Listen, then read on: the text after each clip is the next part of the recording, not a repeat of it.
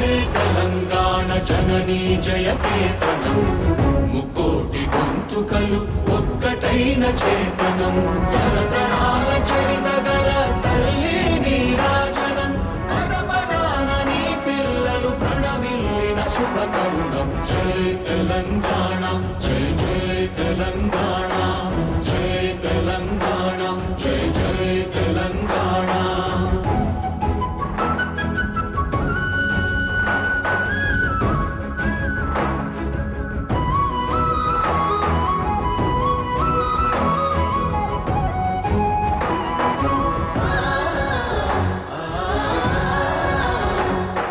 జానపద జనజీవన జావళీలు జాలువార కవి గాయక వైతాళిక కళల మంజీరాలు జాతిని జాగృత పరచే గీతాల జనజాతర అనునిత్యము నీ గానం అమ్మ నీవే మా ప్రాణం జయ తెలంగాణ జయ జయ తెలంగాణ జయ తెలంగాణ జయ జయ తెలంగాణ.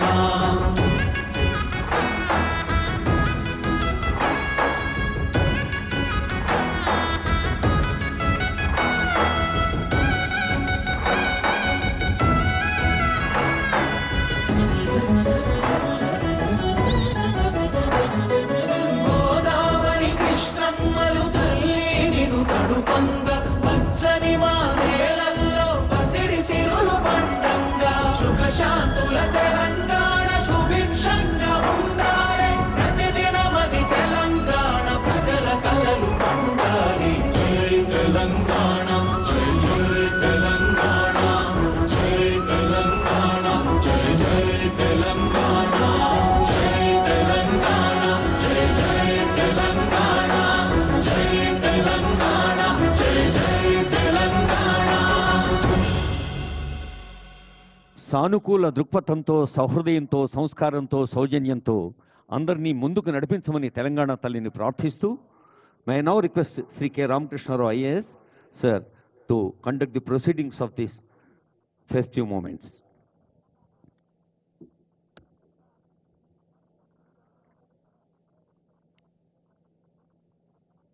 అందరికీ నమస్కారం.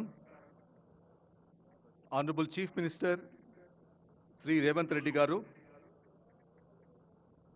Honourable deputy chief minister Shri Mallu Bhatti Vikramarka garu, esteemed global guest sir Tony Blair, Shri Anand Mahindra garu, doctor Raghuram Rajan గారు, distinguished economists Sri Arvind Subramanian garu, Sri Karthik Muralidharan garu, former governor of RBI and mana Telugu bidda Sri Duvvuri Subbarao garu, andariki namaskaram. Good evening. As the winter sun sets over the magnificent Bharat future city, something new is rising. For the last 48 hours, this venue has hummed with the energy of possibility. We have not just held a summit, we have ignited a movement. Looking around this hall, I see the world represented in our state. I see the ambition of Silicon Valley, the precision of South Korea, the scale of China, and the spirit of India, all converging here on the Deccan Plateau. When we conceived the Telangana Rising Global Summit, under the guidance of our Honorable Chief Minister and Honorable members of the Cabinet, we dared to dream big. We set a target to transform our state into a $1 trillion economy by 2034 and $3 trillion economy by 2047. Many people asked, is this really possible? Today, the world has answered with a resounding yes. In just the first day of the summit, we have secured investment commitments excluding 3 lakh crores. And today, we have secured investment commitments of more than 2 lakh crores. In all, when the totaling is done, I'm sure that in a very short period of time, such an intensity of investment commitments are never made in any state. These are not just numbers, they are the seeds of millions of jobs. They are the guarantee that our children will not have to look around for opportunity. Opportunity has come to them. Our Honorable Chief Minister has rightfully invoked that the competition to Hyderabad, the competition to Telangana is not just another city in India, as another state in the world, another state in India, but we are competing with the best in the world. We not only have to compete with them, but we have to be better than them. Just as the region within China, which has transformed into the factory of the world, Telangana wants to be transformed into not just the factory, but also the innovative laboratory and the engine which drives the growth in India. Our strategy is very, very clear.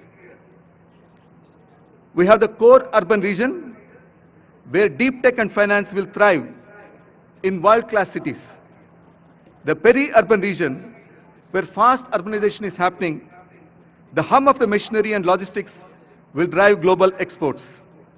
In the rural area, where our farmers become partners in prosperity through value chains and green energy. This is the blueprint for Viksit Telangana as part of Viksit Bharat dream of Honorable Prime Minister. It is a model where the skyscraper and the silo stand together. But friends, economic growth without a soul is merely commerce. Telangana is built on a foundation of struggle and poetry. Standing here, I am reminded of the great revolutionary poet, Dasarathi Krishnamacharyalu, who even from behind the prison bars saw the brilliance of this land and people. He sang, Na Telangana Koti Ratanala Veena. In English, my Telangana is a veena decked with a crore of diamonds. For decades, these diamonds lay hidden in the dust of neglect. Today, through your investments and our vision and hard work, we are polishing these diamonds. The world can now see and shine. From the weaves of Pochampalli to the software quarters of Cyberabad, the melody of the veena is now being heard across India and across the globe. And let us not forget the conscience keeper of the state, the Prajakavi Kaloji Narayan Rao, who taught us that true progress is inclusive. In this spirit, I assure you that this $1 trillion vision is for the common man. It will ensure that the wealth we create in these plenary halls, in this Bharat Future City, will also reach the last household of Telangana, of Adilabad, of Kottagudem Bhadradri, and also of Gadwal. As we close this summit, we open a new chapter. To our investors, you have placed your trust in us. We will honor it with speed, transparency, and partnership. To our youth, the Skill University, chaired by Sri Anand Mahindra ji, this is for you. Prepare yourself for the world. History tells us that in the words of Victor Hugo, no force on earth can stop an idea whose time has come. Telangana's time has come today. We are resilient. We are ambitious. As our Chief Minister declared to the world, Telangana's rise is unstoppable. Let us go forth from this place and build the future. Come, join the rise. Thank you. Jai Hind, Jai Telangana.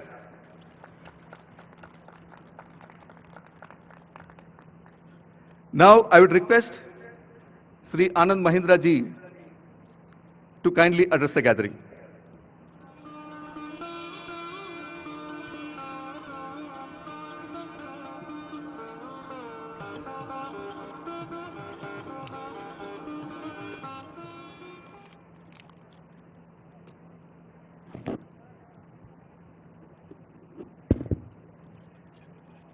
Honorable Chief Minister, Honorable Deputy Chief Minister, dignitaries on the dais, ladies and gentlemen, Gaurava Sabaku Namaskaram.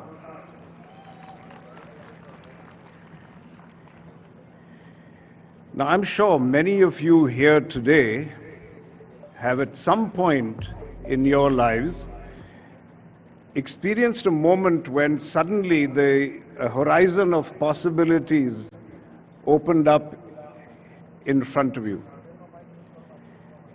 And I believe that nations and states also experience such moments. And as I stand before you here today, I can say with absolute conviction that Telangana is at precisely such a pivotal juncture in its journey. We are all here in Hyderabad today when a bold manifesto for the future is about to be launched. Now, I had the privilege of reviewing this vision a short while ago, and frankly, I was astonished. And I don't use that word lightly. The great artist and inventor Michelangelo is believed to have said that the greatest danger for most of us is not that our aim is too high and we miss it, but that it is too low and we reach it. Now, after seeing the blueprint of this vision document, it's clear to me that the danger of aiming low has been decisively buried. This has got to be one of the most ambitious and genuinely people-centric visions I have ever encountered, not just in India, but globally. Equally impressive is not just the scale of ambition, but the depth of its foundation. And I want to emphasize that this vision was co-created. And I repeat, it was co-created. It was not written in isolation, but it was shaped by an extensive consultation with the citizens of Telangana and with experts in chosen fields, by understanding their needs, their aspirations, and their hopes. And frankly, this resonated very, very deeply with me, because at our own Mahindra Group, I have often said that vision is not the monopoly of just a leader or of a few people. And history has shown us that dreams which become reality are dreams which are shared, which are co-created. Because when people participate in designing their own future, the odds of success rise dramatically. And going further, when policy is shaped along with purpose, the impact is multiplied. And so I was so pleased to see that this vision, which has youth at its core, women as economic leaders, and sustainability as a non-negotiable foundation, well, that's a powerful embodiment of that purpose and that belief. So I want to compliment you, Chief Minister, and to your entire team for following this very inspiring process. And at Mahindra, frankly, we are very proud to observe this journey, not just to observe it, but actually to be participants in it. One example alone, our women-led battery manufacturing facility in Zahirabad is not just a factory. It is our very own statement of belief in the future that is being built right here. And on a personal note, I'm honored to serve as the chairman of the Young India Skills University, as was mentioned earlier. Now, I have to confess, when the Chief Minister first asked me, I was very hesitant, as you will recall. And I'll be honest, at this stage in my life, I'm very, very protective of my personal time. And I had planned really to focus all my energies on Mahindra University, which is right here in Hyderabad, and on other educational initiatives that I had already committed myself to. So I was preparing myself to very politely decline this invitation to the Chief Minister. And to be honest, after spending 4 decades in business, I consider myself a reasonably tough negotiator. But I met my match. The Chief Minister listened, he smiled, and then he presented a case which made it impossible for my conscience to walk away. You clearly are someone who doesn't take no for an answer. The Chief Minister, to be honest, saw that the Young India Skills University was not just about Telangana, but about India's future. That clarity of purpose turned the request into an offer that, frankly, I could not refuse. And since accepting this role, my conviction in this role has only deepened. And let me explain why. We are living through a digital tsunami. Artificial intelligence dominates global conversations, and it's often accompanied by fear of what AI and the future will bring. But I want to take a contrarian view. I believe that the more digital the world becomes, the more valuable the human touch will be.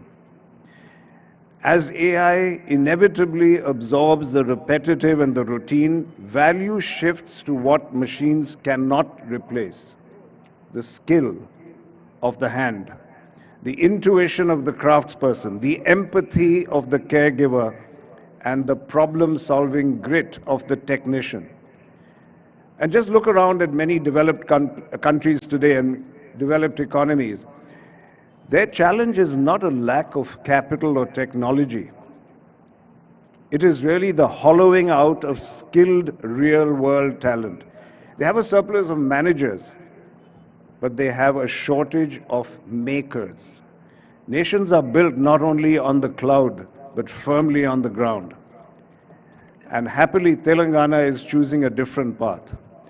Through this Young India Skills University, we are asserting that blue collar is the new gold collar. We are preparing a workforce that is not threatened by AI, but which is going to be indispensable despite AI. And to help shape such a generation, one that can serve India and a world hungry for skill, well, that's a privilege that I rank amongst my highest.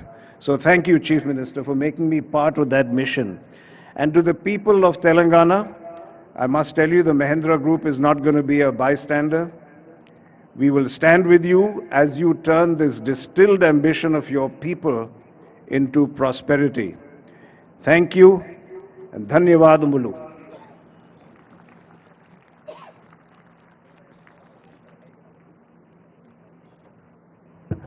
Thank you, sir. Your services to the people of Telangana, as you have rightly observed initially, you were reluctant, but nevertheless, we have seen the Young India Skills University taking roots, shape, and it's blooming, and I'm sure that thousands of children will be benefited from the skills which they learn there. Now, there is a message by Sri Raghuram Rajan, former Governor of Reserve Bank of India, who is also part of the state's Advisory Council.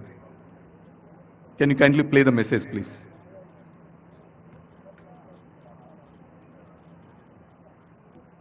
Rajan.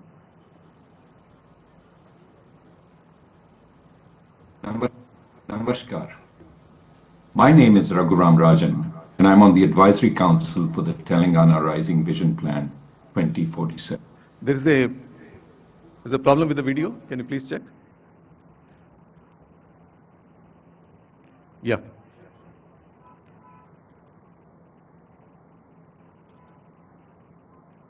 Namaskar. My name is Raghuram Rajan, and I'm on the Advisory Council for the Telangana Rising Vision Plan 2047. It is indeed an ambitious plan, as it should be, and it touches every facet of the state and its citizens. It aims to be citizen-centric and comprehensive, touching those in core urban areas like Hyderabad, but also those in peri-urban areas as well as in rural areas.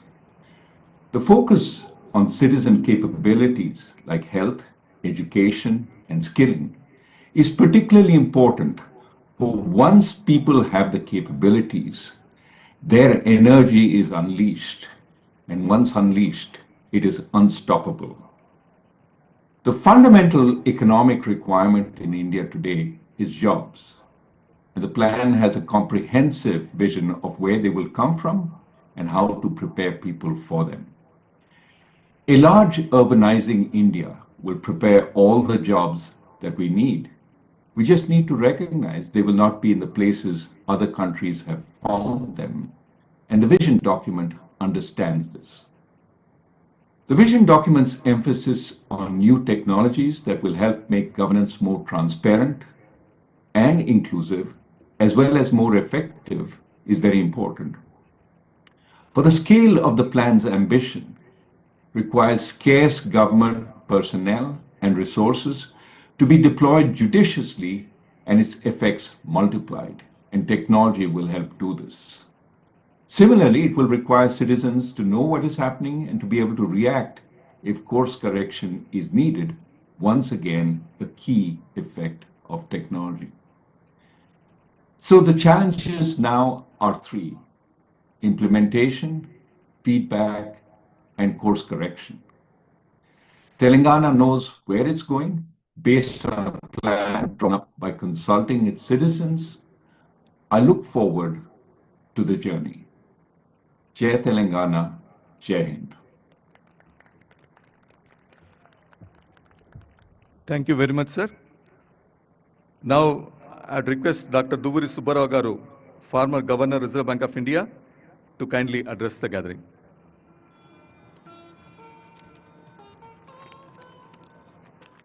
Chief Minister Sri Revanth Reddy, Deputy Chief Minister Bhattivekumar Garu, all the dignitaries on the stage, and all my friends.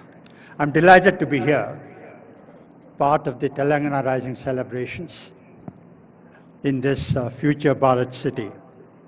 It's an occasion to set goals for the next 2 decades and position Telangana as the #1 state in the country, a very lofty ideal.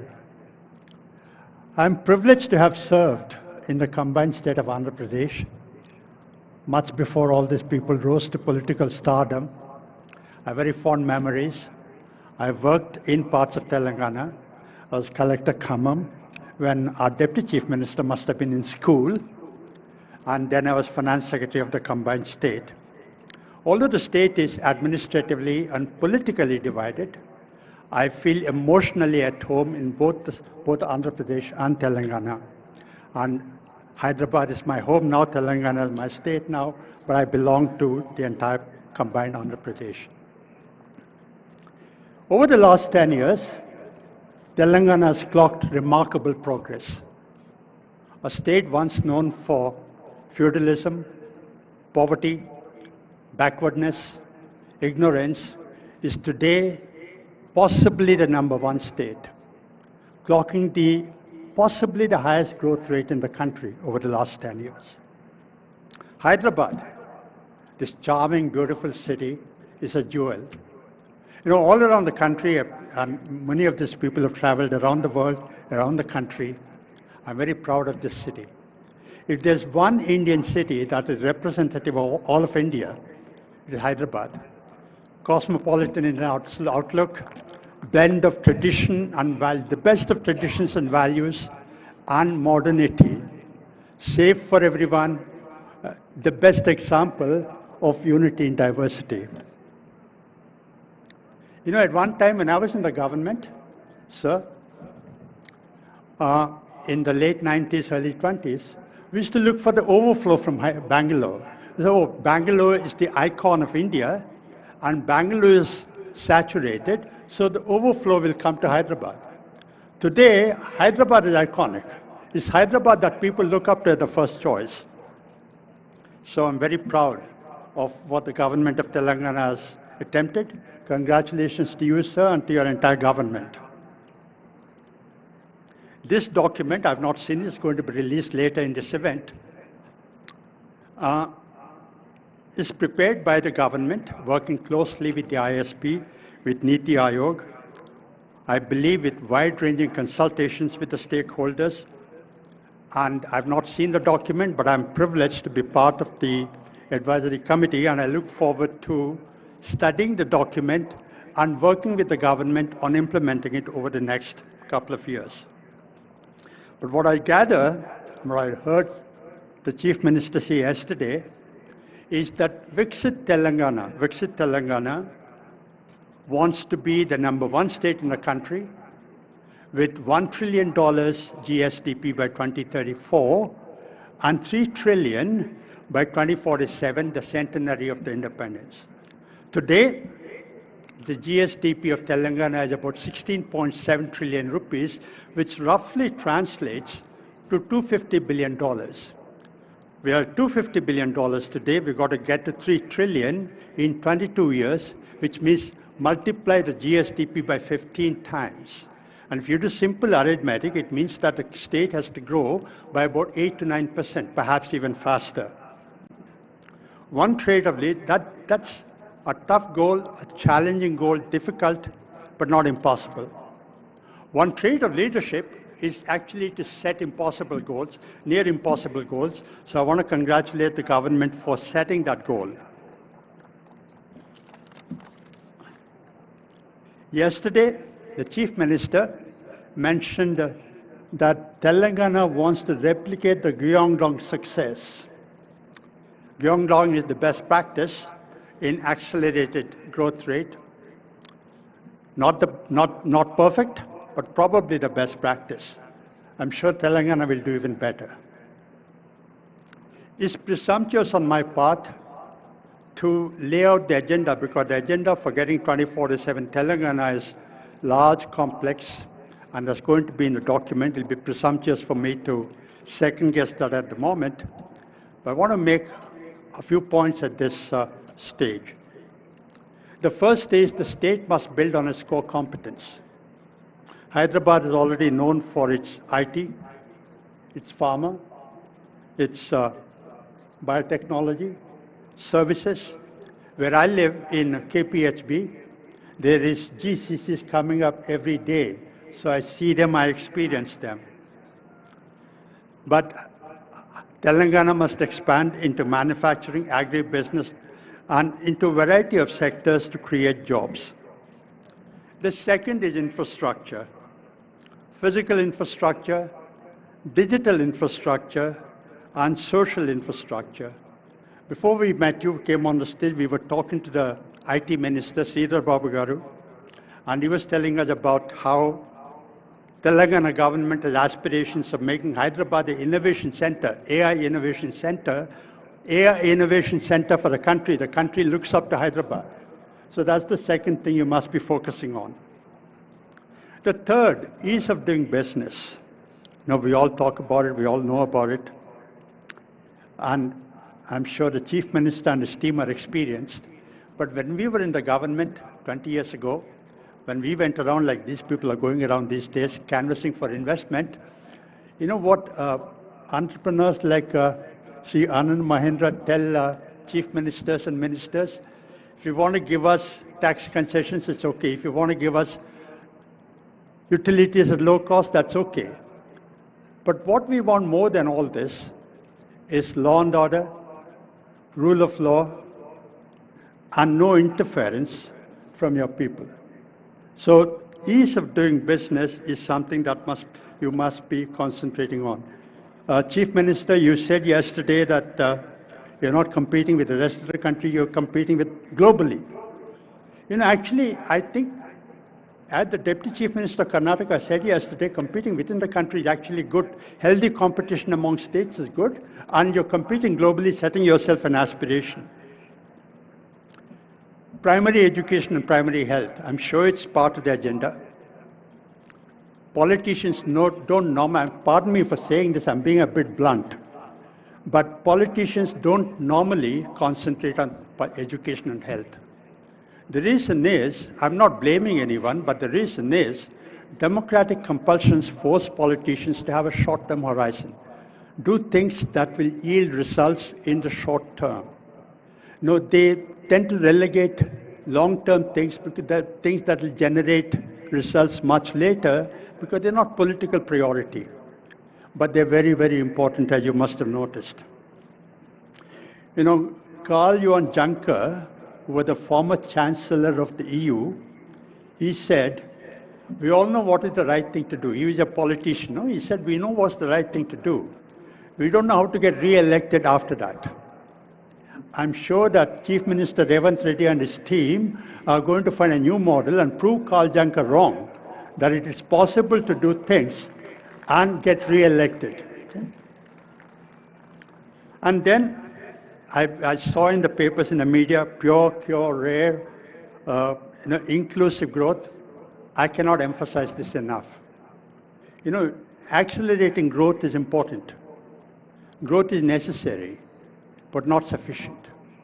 8%, 9% growth, if it's just a number, if the benefits of growth are not widely shared, that growth cannot be sustained. So you must have inclusive growth, which means that the benefits of growth must go to the poorest person in Telangana, to the most farthest point in Telangana. I'm sure the vision document is going to concentrate on that. And skills, of course, it will be presumptuous on my part to talk about skills when Mr. Anand Mahendra is here, but skilling is very important. You know, skilling is a difficult thing to do because it will not be done by the private sector. The government will not do it, is incapable of doing it. So you need public-private partnership, which we're seeing on the stage. Mr. Mahendra sitting next to the Chief Minister, that's exactly the partnership we require for skilling. And, you know, I want to tell a story. When I was appointed governor in 2008, 17 years ago, I was Finance Secretary to Government of India at that time. I went to call on the Prime Minister, Dr. Manmohan Singh, just to thank him for choosing me to go to RBI. One-on-one meeting, I went across to his office, but there were just two of us. And I told him, sir, thank you for appointing me as governor.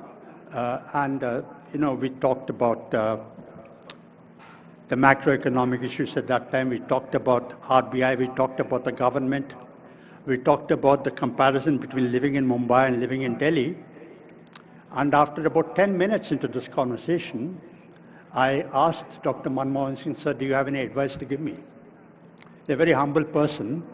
He said, what advice do I give you, Subbarao? You've been in the IAS, you've seen the country, you've worked in the districts, you've seen the state government, you've seen the central government, what advice do I give you?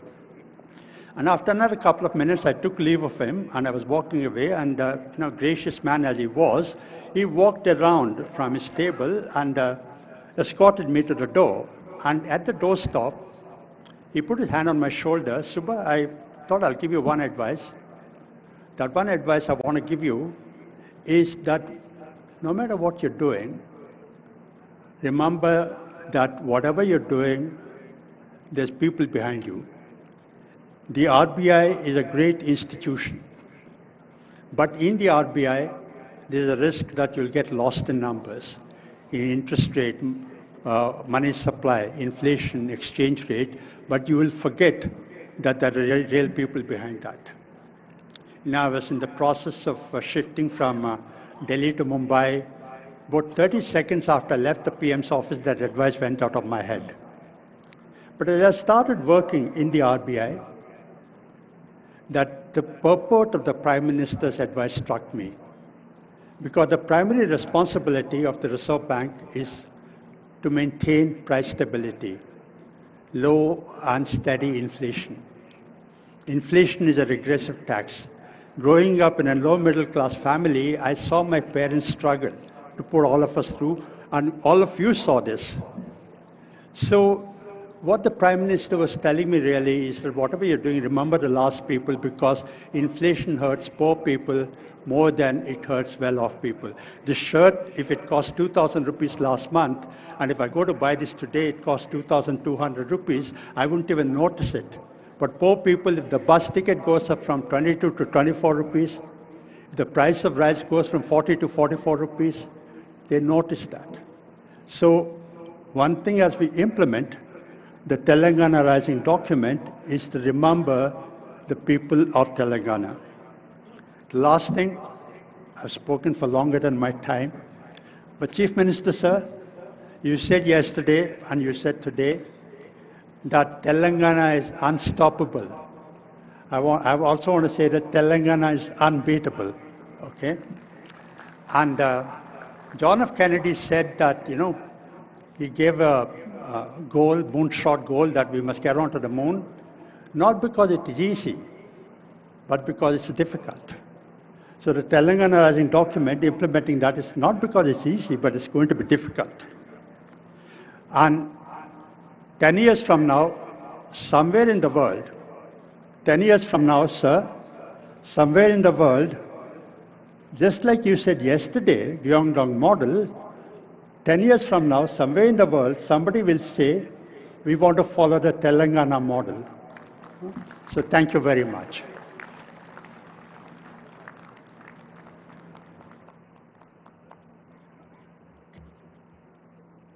Thank you, sir. As a person who have walked at least part of my path in your footsteps, I am also an IIT Kanpur alumni like you, and then joined the civil services, and I've been finance secretary, blessed to be finance secretary, sir. It was music to my ears, what you are told, sir. Now, I would request Honorable Deputy Chief Minister, Sri Mallu Bhatti Vikramarka Garu, to kindly address the gathering.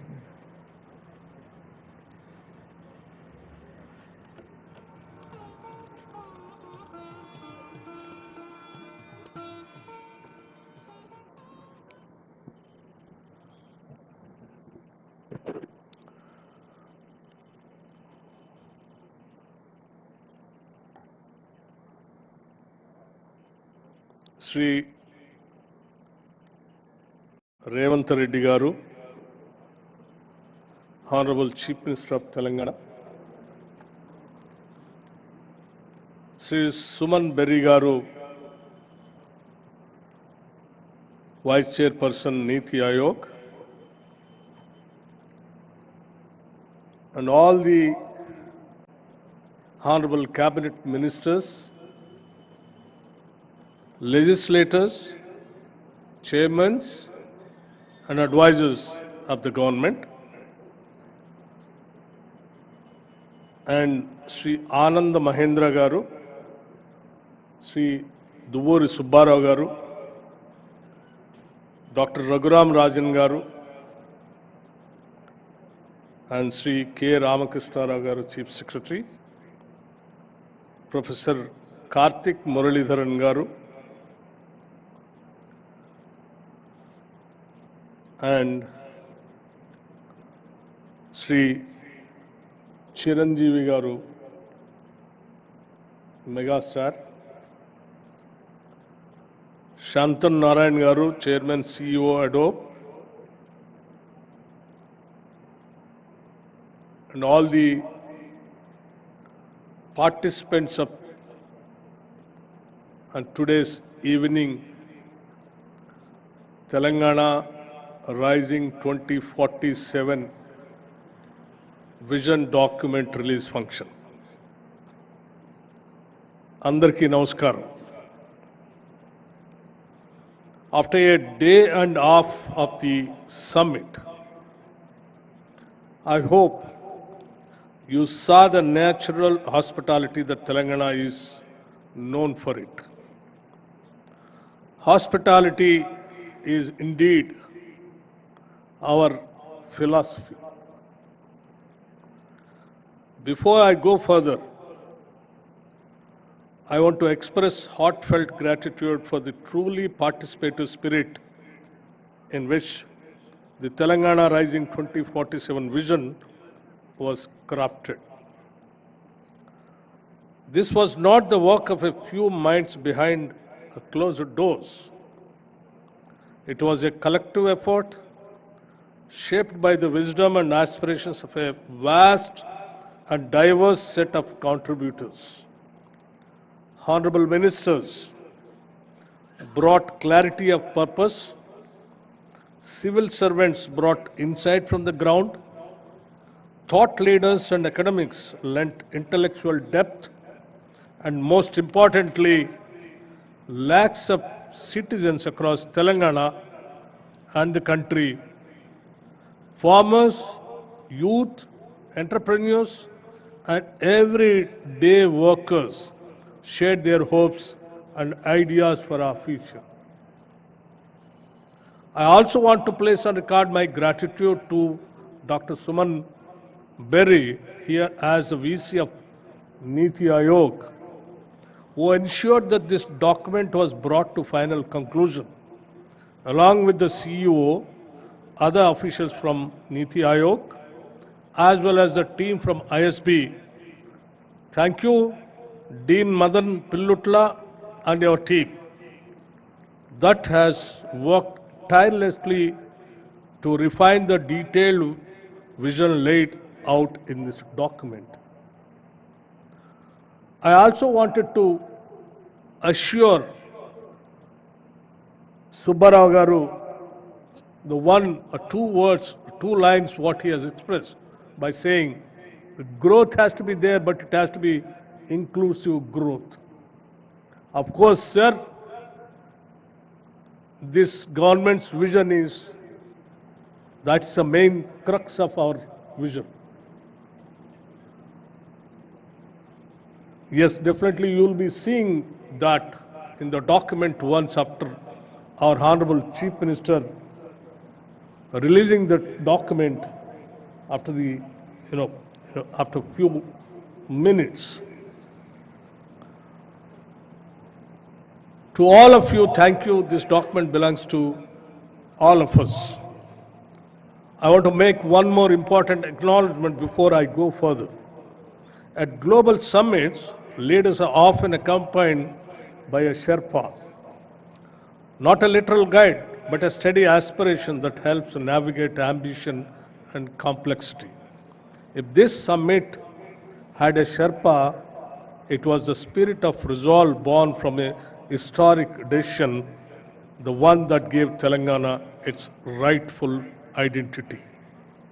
Today, on the birthday of Srimati Sonia Gandhi ji, I take a moment, with your permission, since I know this is non-political forum, but to acknowledge the quiet power of that choice.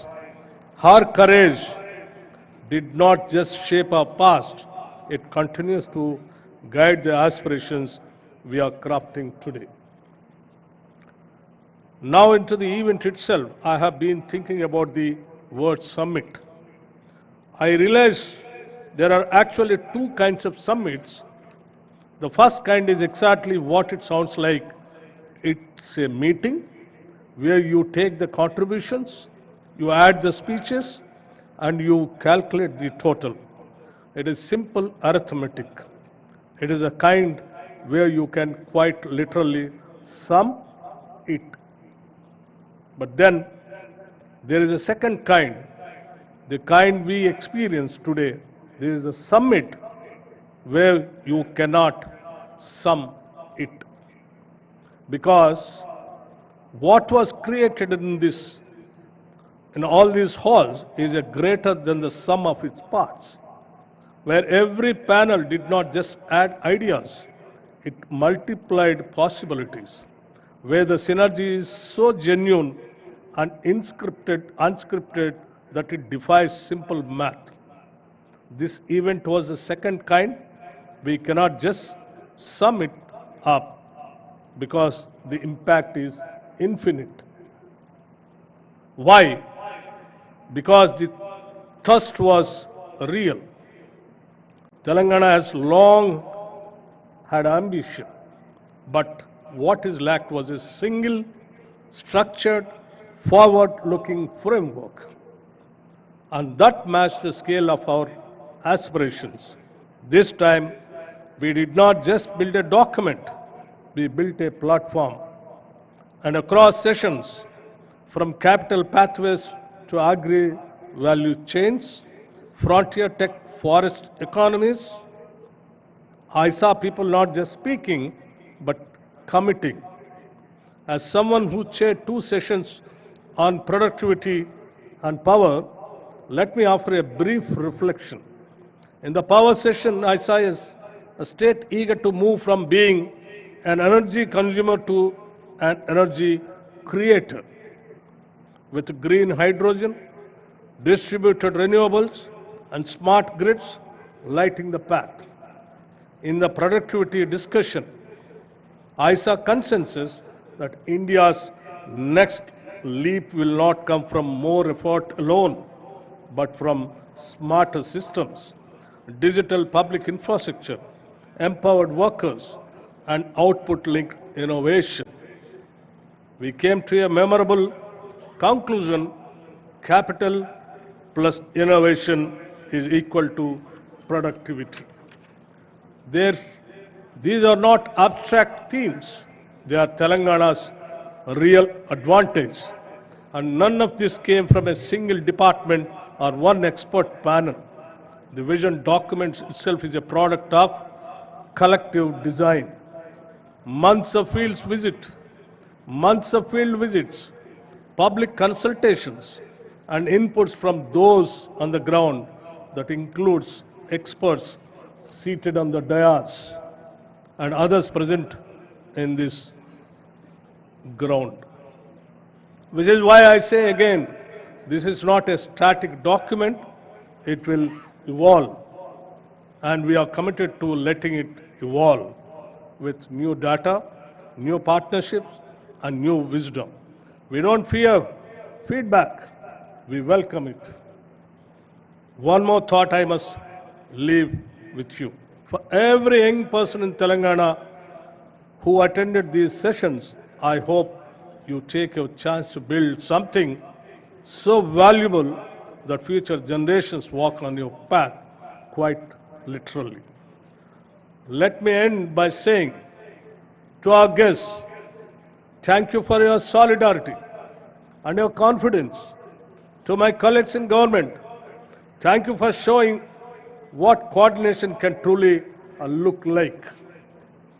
And to every participant, a speaker, an organizer, thank you for ensuring that we who organize this summit, telling into more than the sum of its parts, in the document.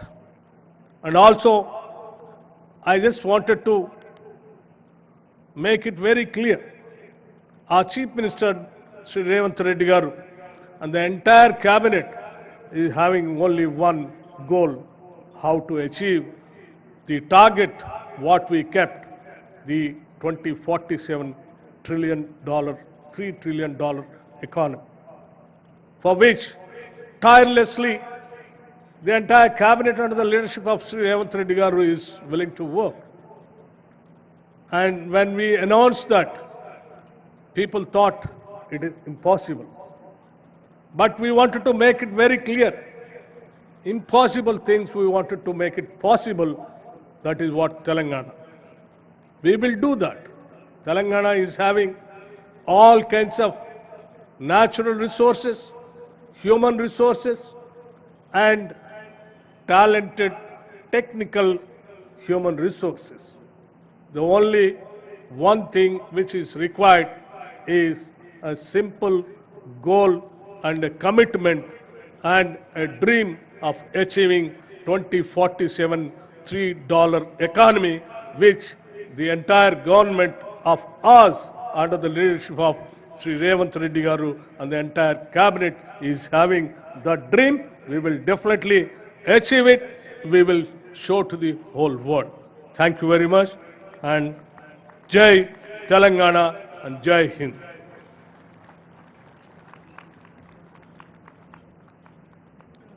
Thank you, Honorable Deputy Chief Minister garu. Now I'd request my colleague Jayesh to kindly introduce two sons of soil who have gone and achieved and are now heading world's famous companies. Jayesh?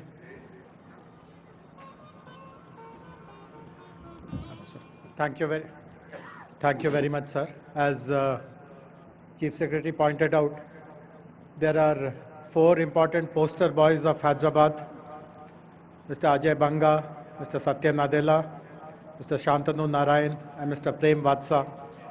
And from 1st January 2026, there will be a 5th one, Mr. Shailesh Jejurkar, who will become the President and CEO of Procter & Gamble. So all these poster boys of Hyderabad still have very high regard for the state, for the city, for Honorable Chief Minister personally. And at our request, 2 of them have decided to come live and interact briefly with us, share their thoughts. So can the setup team please put Mr. Shantanu Narayan and Mr. Prem Vatsa.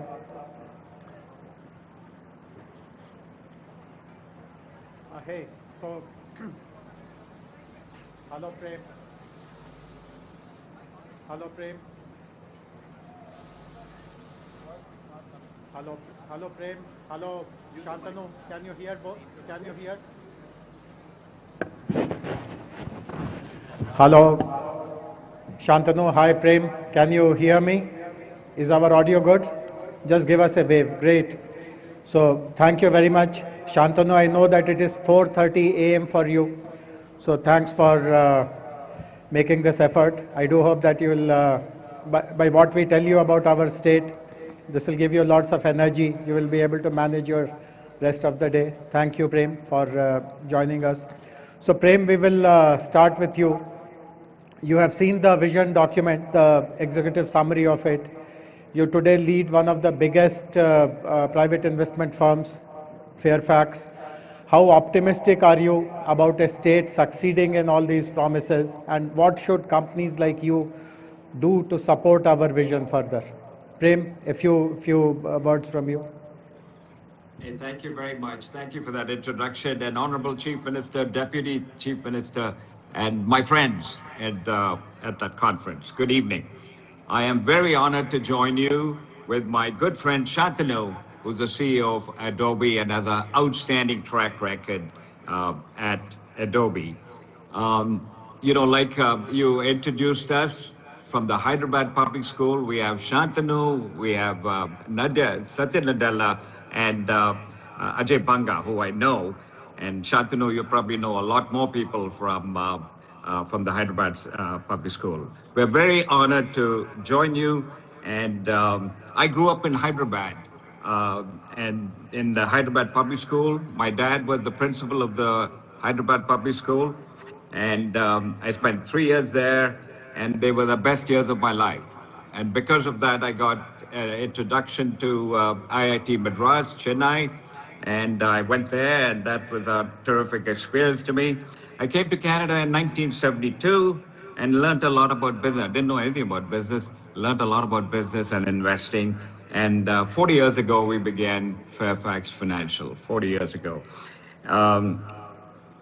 I recognize the sea change that took place when Mr. Modi got elected in 2014 with a business-friendly philosophy. And you know, we recognize that, and I've been investing in India for the last 35 years.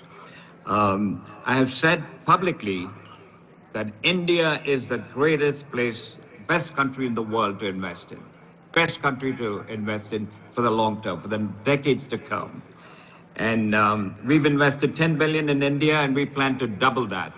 And I hope, Chief Minister, we were able to invest in Telangana, the state that I came from. And so it's really inspiring to hear about Telangana rising, 3 trillion economy, 10% of GDP in 2047, very, very inspirational. You wanted to have an investment magnet. You want to attract foreign investment, empower the people, empower the youth, the women, the farmers. Very, very inspirational. I have witnessed in North America, like Shantanu and the others, the power of free enterprise. of business and capitalism. I'm a function of that. Shantanu is a beneficiary of that. There's no limit to economic growth, as many of you have said, in Telangana, if you follow those principles. Very simply, I was in Dubai for our 40th business anniversary of Fairfax Financial. And what a magnificent job they've done in the last 25 years, and I'm sure Telangana will do even better. But the principle that they've had is what is good for the merchant is good for Dubai. What is good for the merchant, what is good for business, is good for Telangana. And that's what you're doing. So the next 22 years, 2047, I pray that Telangana, under your leadership, Honorable Chief Minister, will do exceptionally well, and will be an inspiration to everyone in India and also the world. So God bless you and the people of Telangana. Thank you very much for inviting me to speak. Thank you. Thank you. Thank you very much, Prem. That was very, very optimistic. Look forward to seeing you sometimes in Hyderabad.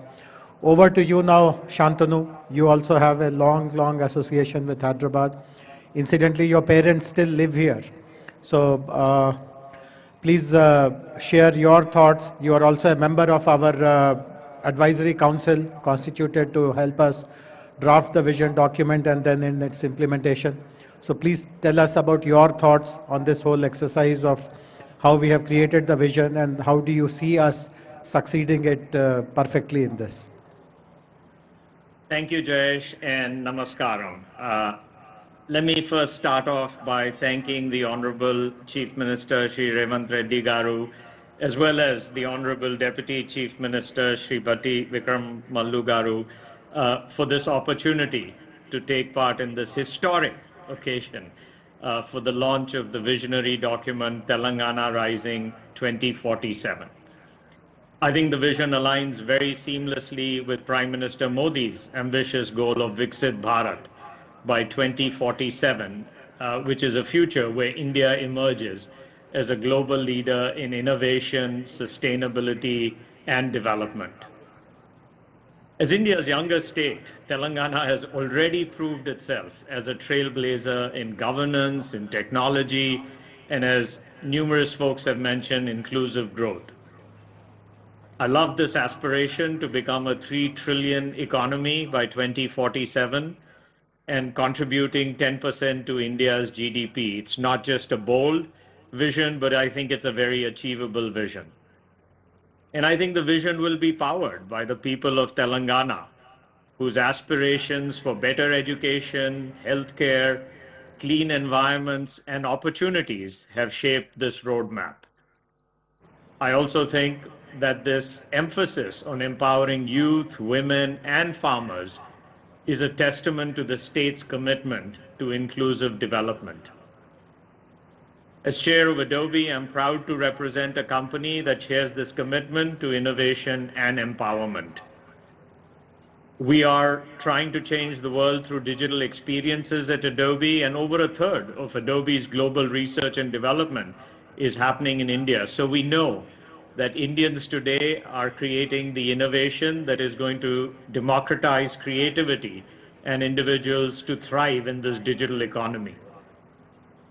I'm particularly proud of the visions document that's focusing on foundational enablers, tech and innovation, efficient financing, good governance.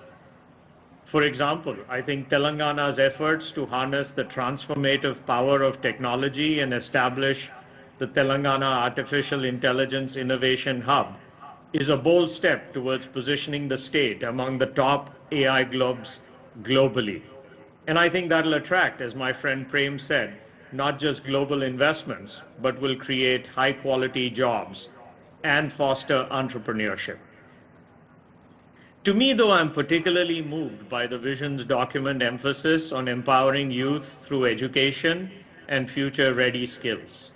And I'm committed to partnering with Telangana to provide artificial intelligence and digital literacy programs that will equip the youth with the tools that they need to excel in all these new emerging sectors like AI, cybersecurity, as well as advanced manufacturing. And I think together we can ensure that the next generation is prepared to lead in this rapidly evolving global economy. I want to acknowledge the remarkable progress that's already been made under the leadership of Chief Minister Reddy over the past 2 years.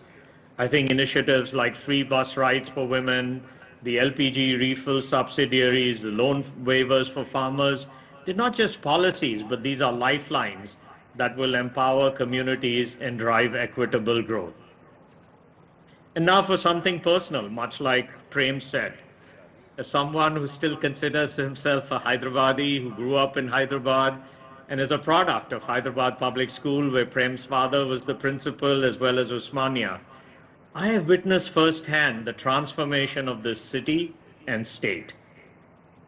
And the career prospects for people from Telangana has come such a long way. The Telangana diaspora in the United States, in fact, is a testament to the talent and potential of this region. And I am personally committed to strengthening the ties between the diaspora and the government of Telangana. In closing, I want to both compliment, applaud the Chief Minister's push to create this vision for Telangana and become a global leader in innovation, sustainability, and development. And I'm convinced that together we can create a future where technology uplifts individuals, businesses, and society as a whole. So thank you for inviting me. Jai Telangana, Jai Hind. Thank you very much, Shantanu. Thank you, Prem. And thanks for sharing your thoughts. Bye for now. Thank you. Thank you. Thank you very much. Now I would request Professor Karthik Muralidharan, the Tata Chancellor, Professor of Economics at the University of California, to kindly address us. Professor Muralidharan has been working with several states in India through his center called Center for Effective Governance of Indian States. This is a very unique and innovative partnership which we are having with this center, of which he is the scientific director. A number of reform programs in India were initiated by this center. Many of them owe their genesis to Telangana because we have been working with them the longest. So now, Professor Muralidharan, please.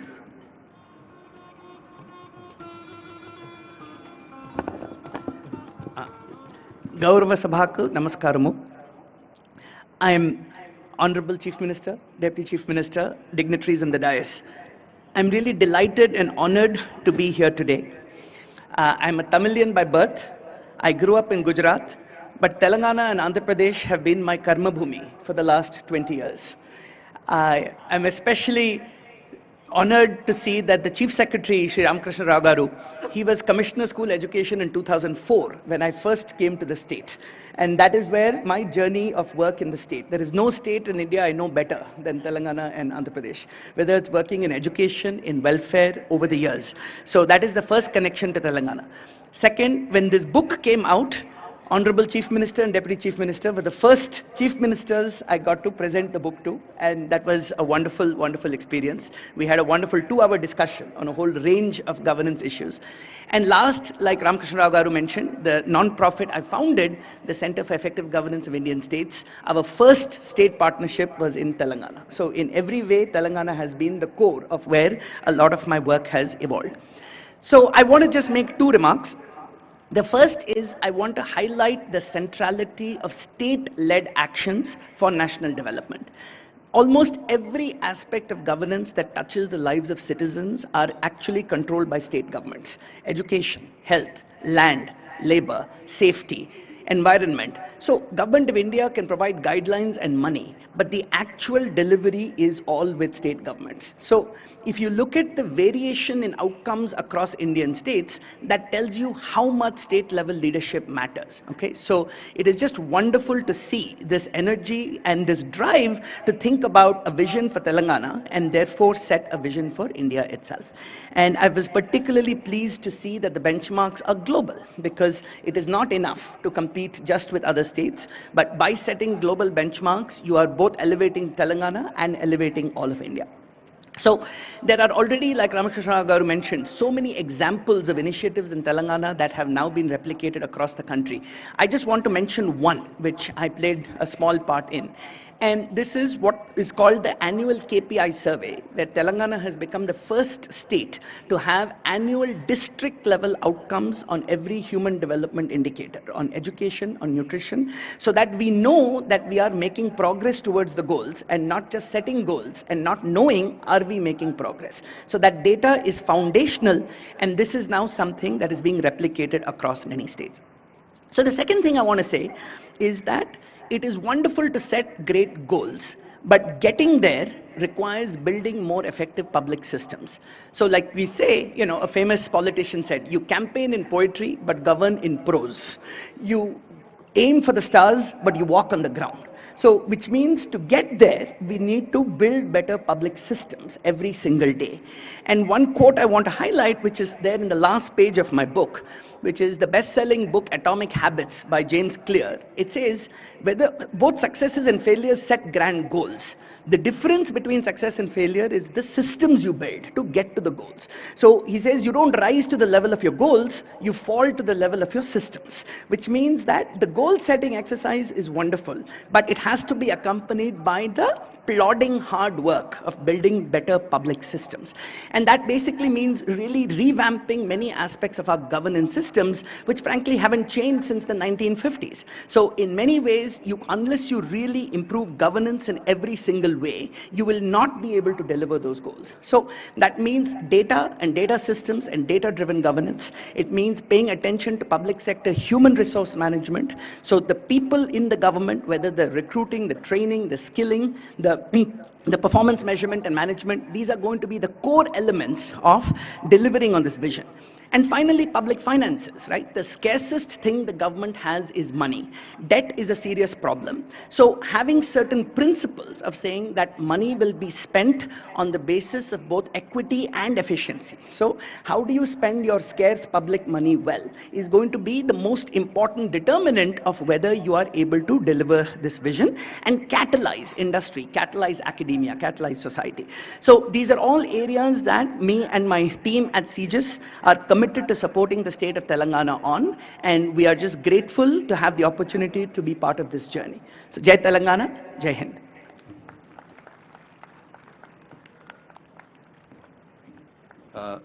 Thank you, Professor. The book is looks like a big tome, but then it's a very easy read because a lot of examples from the states are also there.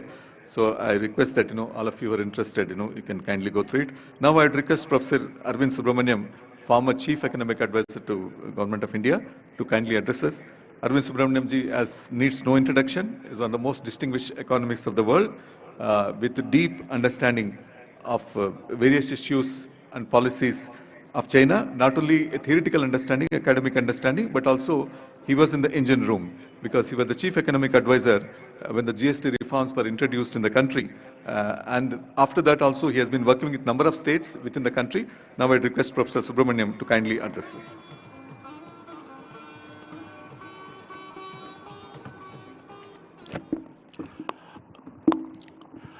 us. Honorable Chief Minister, Honorable Deputy Chief Minister, dignitaries on the dais, and participants in this amazing event, the Telangana Rising Summit. I'm delighted and honored to be here in this amazing venue, which is going to be the Bharat Future City. I can't wait to see, I hope I'll be alive to see that vision. It promises to be spectacular. I'm also honored to be part of the CM's Council and hope to help assist in the transformation of the Telangana economy. As Karthik said, it's clear that India's future resides more and more in the states because it's the states that control the levers that are going to determine the fate of India's 1.4 billion citizens. So I've just written a book with Devesh Kapoor, and I want to highlight one striking statistic that we found in that book. We all say, why can't India be as dynamic and grow as rapidly as China? But it turns out that 1/3 of India has grown as fast as China and for as long. Just think about that. So we don't have to look elsewhere. We just have to look within. And one of those states happens to be Telangana. So, if that is the case, the numbers that Dr. Subbarao put out about what the GDP aspiration you have going forward, it doesn't seem that difficult because it seems like you already accomplished that in the last three decades. So it's just a matter of, replicating that over time. Now, Telangana, of course, is on the not just the Indian map, but the global map, as the cradle of India's IT revolution. But that's the past. I think when you look at the Telangana vision document, under the leadership of the Honorable Chief Minister, it is embarking on the next structural transformation. How do you go from this very dynamic IT-based economy to something that both harnesses the power of the new technologies without neglecting the daily lives of all the citizens in the state? So it's this combination of technology, which is people-centered, human-centered, improving human livelihoods. I think that's at the core of this vision document, which I would commend to everyone going forward. I have, I think, said very often that the most important dynamic in India that's going to propel India going forward is competitive federalism, competition between the states, and especially if every state is competing, as the Honorable Chief Minister has said, not just with other Indian states, but internationally as well, this competition dynamic is going to be very, very important. So Telangana is going to be not just a magnet that attracts investment, it's also going to be a model for everyone else, other states, to kind of emulate. So competitive federalism with Telangana in the lead is one desirable dynamic. But I think the other dynamic that is going to be very important in India is not just competitive federalism, but competitive sub-federalism. That not just states competing with each other, but cities competing with each other. And in this regard, I think Hyderabad is turning out to be another model and a magnet. For example, NCR, with all its air quality problems, is forcing exit to other parts of the world. Bengaluru, the IT capital, with its congestion and urban challenges, is again forcing investors to look away, and that's the sense in which Hyderabad can be a magnet and a model going forward. So Telangana and Hyderabad can be the cradles of competitive federalism and competitive sub-federalism. Having said all this, I also want to be a little bit more realistic and offer some gentle advice. I think investor summits are like elections in a democracy. Heady, wonderful, everyone engaged, etc., etc. But we know in a country like India and in democracies like India, all the accountability, the hard work, and the implementation is done between elections, is done between investor summits. So while it's very impressive that you have 5 lakh crores in commitments already, the proof of the pudding is going to be 5 years from now, how much of those 5 lakh crores actually translated into real investment. So that's the metric by which we must judge Telangana's performance going forward. And in this regard, some of Dr. Subbarao's comments about, the ease of doing business, rule of law, creating a level playing field for all investors, not just some investors, big investors, is going to be very, very important. Now, I want to end, just make one last point in this. It's actually a series of points. When I used to be chief economic advisor. I used to have this ongoing debate with my boss, the late wonderful Arun Jaitley. He used to tell me, Arvind, politics is the art of the possible. And I would say, no, no, Minister, politics is the art of expanding the possibilities of the possible. That's what I think good politics is. Now, let me strike a slightly sobering note. If you look around in the last 5 years, I mean, there is a disenchantment with Indian politics, or at least some parts of it, in the following sense. That is that you see more and more this rabidi culture that's crept in, and cash transfers, etc., have taken powerful hold on the political imagination. Now, I'm not against cash transfers. I'm not against welfareism. I think they're all very important. But I think there is a sense in which this disenchantment has happened because citizens want cash transfers in part because they feel they're not going to get much else from the state. So they said, let's get the cash transfers now because we don't know what governments will deliver later on. But there's a flip side to that.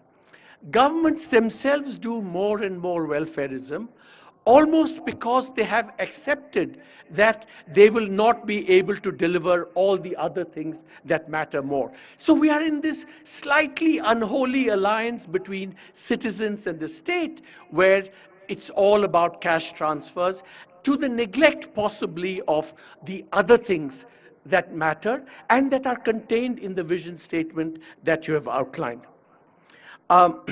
So I think what India needs is, as someone rightly said, and what is exciting about this summit and your leadership is the new Telangana model. What is the new Telangana model? I think it's very important to remember that the Telangana model has to have as its core, which it does, the retaining of the idea of India as a pluralist, inclusive, non-majoritarian, non-exclusionary place. That idea of India cannot be abandoned, cannot be abdicated. That is the foundation, or should be the foundation, of the Telangana model. But then over and above that, what has to happen is the kind of political imagination that's been displayed in the Telangana Vision document, and converting that political imagination into a new reality is what has to be the Telangana model.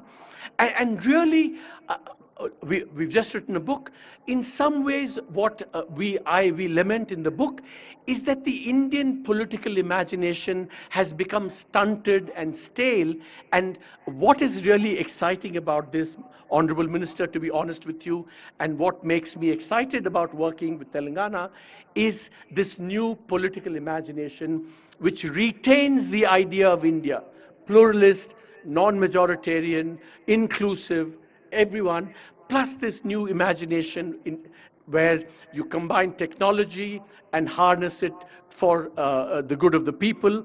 So good economics should be good politics. Good social policy should be good politics. And that hopefully will be the new Telangana model. Thank you, sir. As usual, Arvind sir, Professor Arvind sir has always brings us, while acknowledging the dynamism, the vision of our Honorable CMs is also put some caution marks along the road. Now, I would request the video message by Mr. Tony Blair, the former Prime Minister of UK, to be played, please.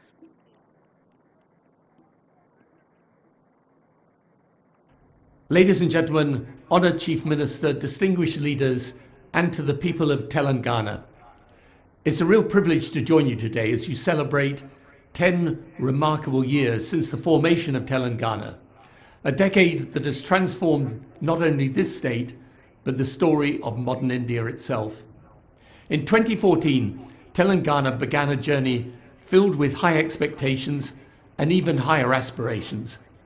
Today, reflecting on the transformation underway in Hyderabad and throughout the state, the story is not only one of progress, but one of enormous promise for the future. The record speaks for itself. As highlighted in your own growth analysis, the state's GSDP has nearly tripled in a decade. Your per capita income has become one of the highest in the whole of the country. But beyond the statistics lies something far more profound. A region once seen as struggling has reimagined itself as a powerhouse of technology, agriculture, and inclusive growth. You have become, in many ways, a model for other parts of the world.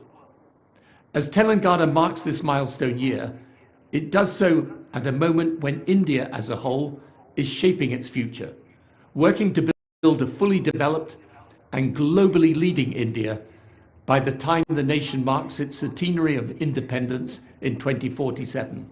In many respects, Telangana's own journey of the past decade exemplifies the spirit and momentum of India as a whole, a people with a commitment to prosperity, human development, and also the power of innovation.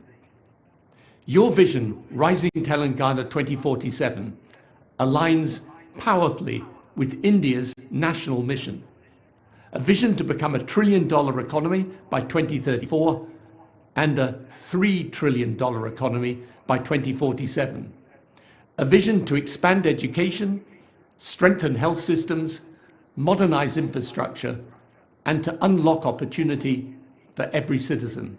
In the years I spent as Prime Minister and beyond, I've always believed that leadership is not only about solving today's problems, it's about preparing your nation for tomorrow's possibilities. And what Telangana is doing today is precisely that, building the foundations of long-term, inclusive, technology-driven growth. In this journey, it's been a privilege for my institute to support governments around the world undergoing similar transformations, from digital governance to economic reform, and from public service delivery to investment acceleration. We have worked with leaders across Africa, Europe, the Middle East, and Asia, helping them craft strategies for rapid and sustainable development. And our mission as an institute has always been clear: to partner with those governments that are determined to deliver for their people, to modernize their institutions, and to turn aspiration into achievement. And Telangana's story, this story of resilience, reform, and rising ambition, is exactly the kind of story we champion globally.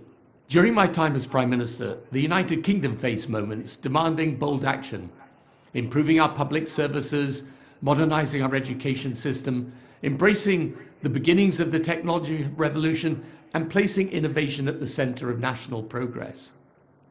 What I learned then is what Telangana demonstrates today: that with clarity of vision, strong leadership, and a commitment to inclusion, extraordinary transformation is possible. And as India advances towards its goal of Viksit Bharat 2047, it is states like Telangana that will help to propel the nation forward. Telangana's achievements, therefore, are not just local successes. They're contributions to India's wider journey of becoming one of the world's great democratic, economic, and technological powers.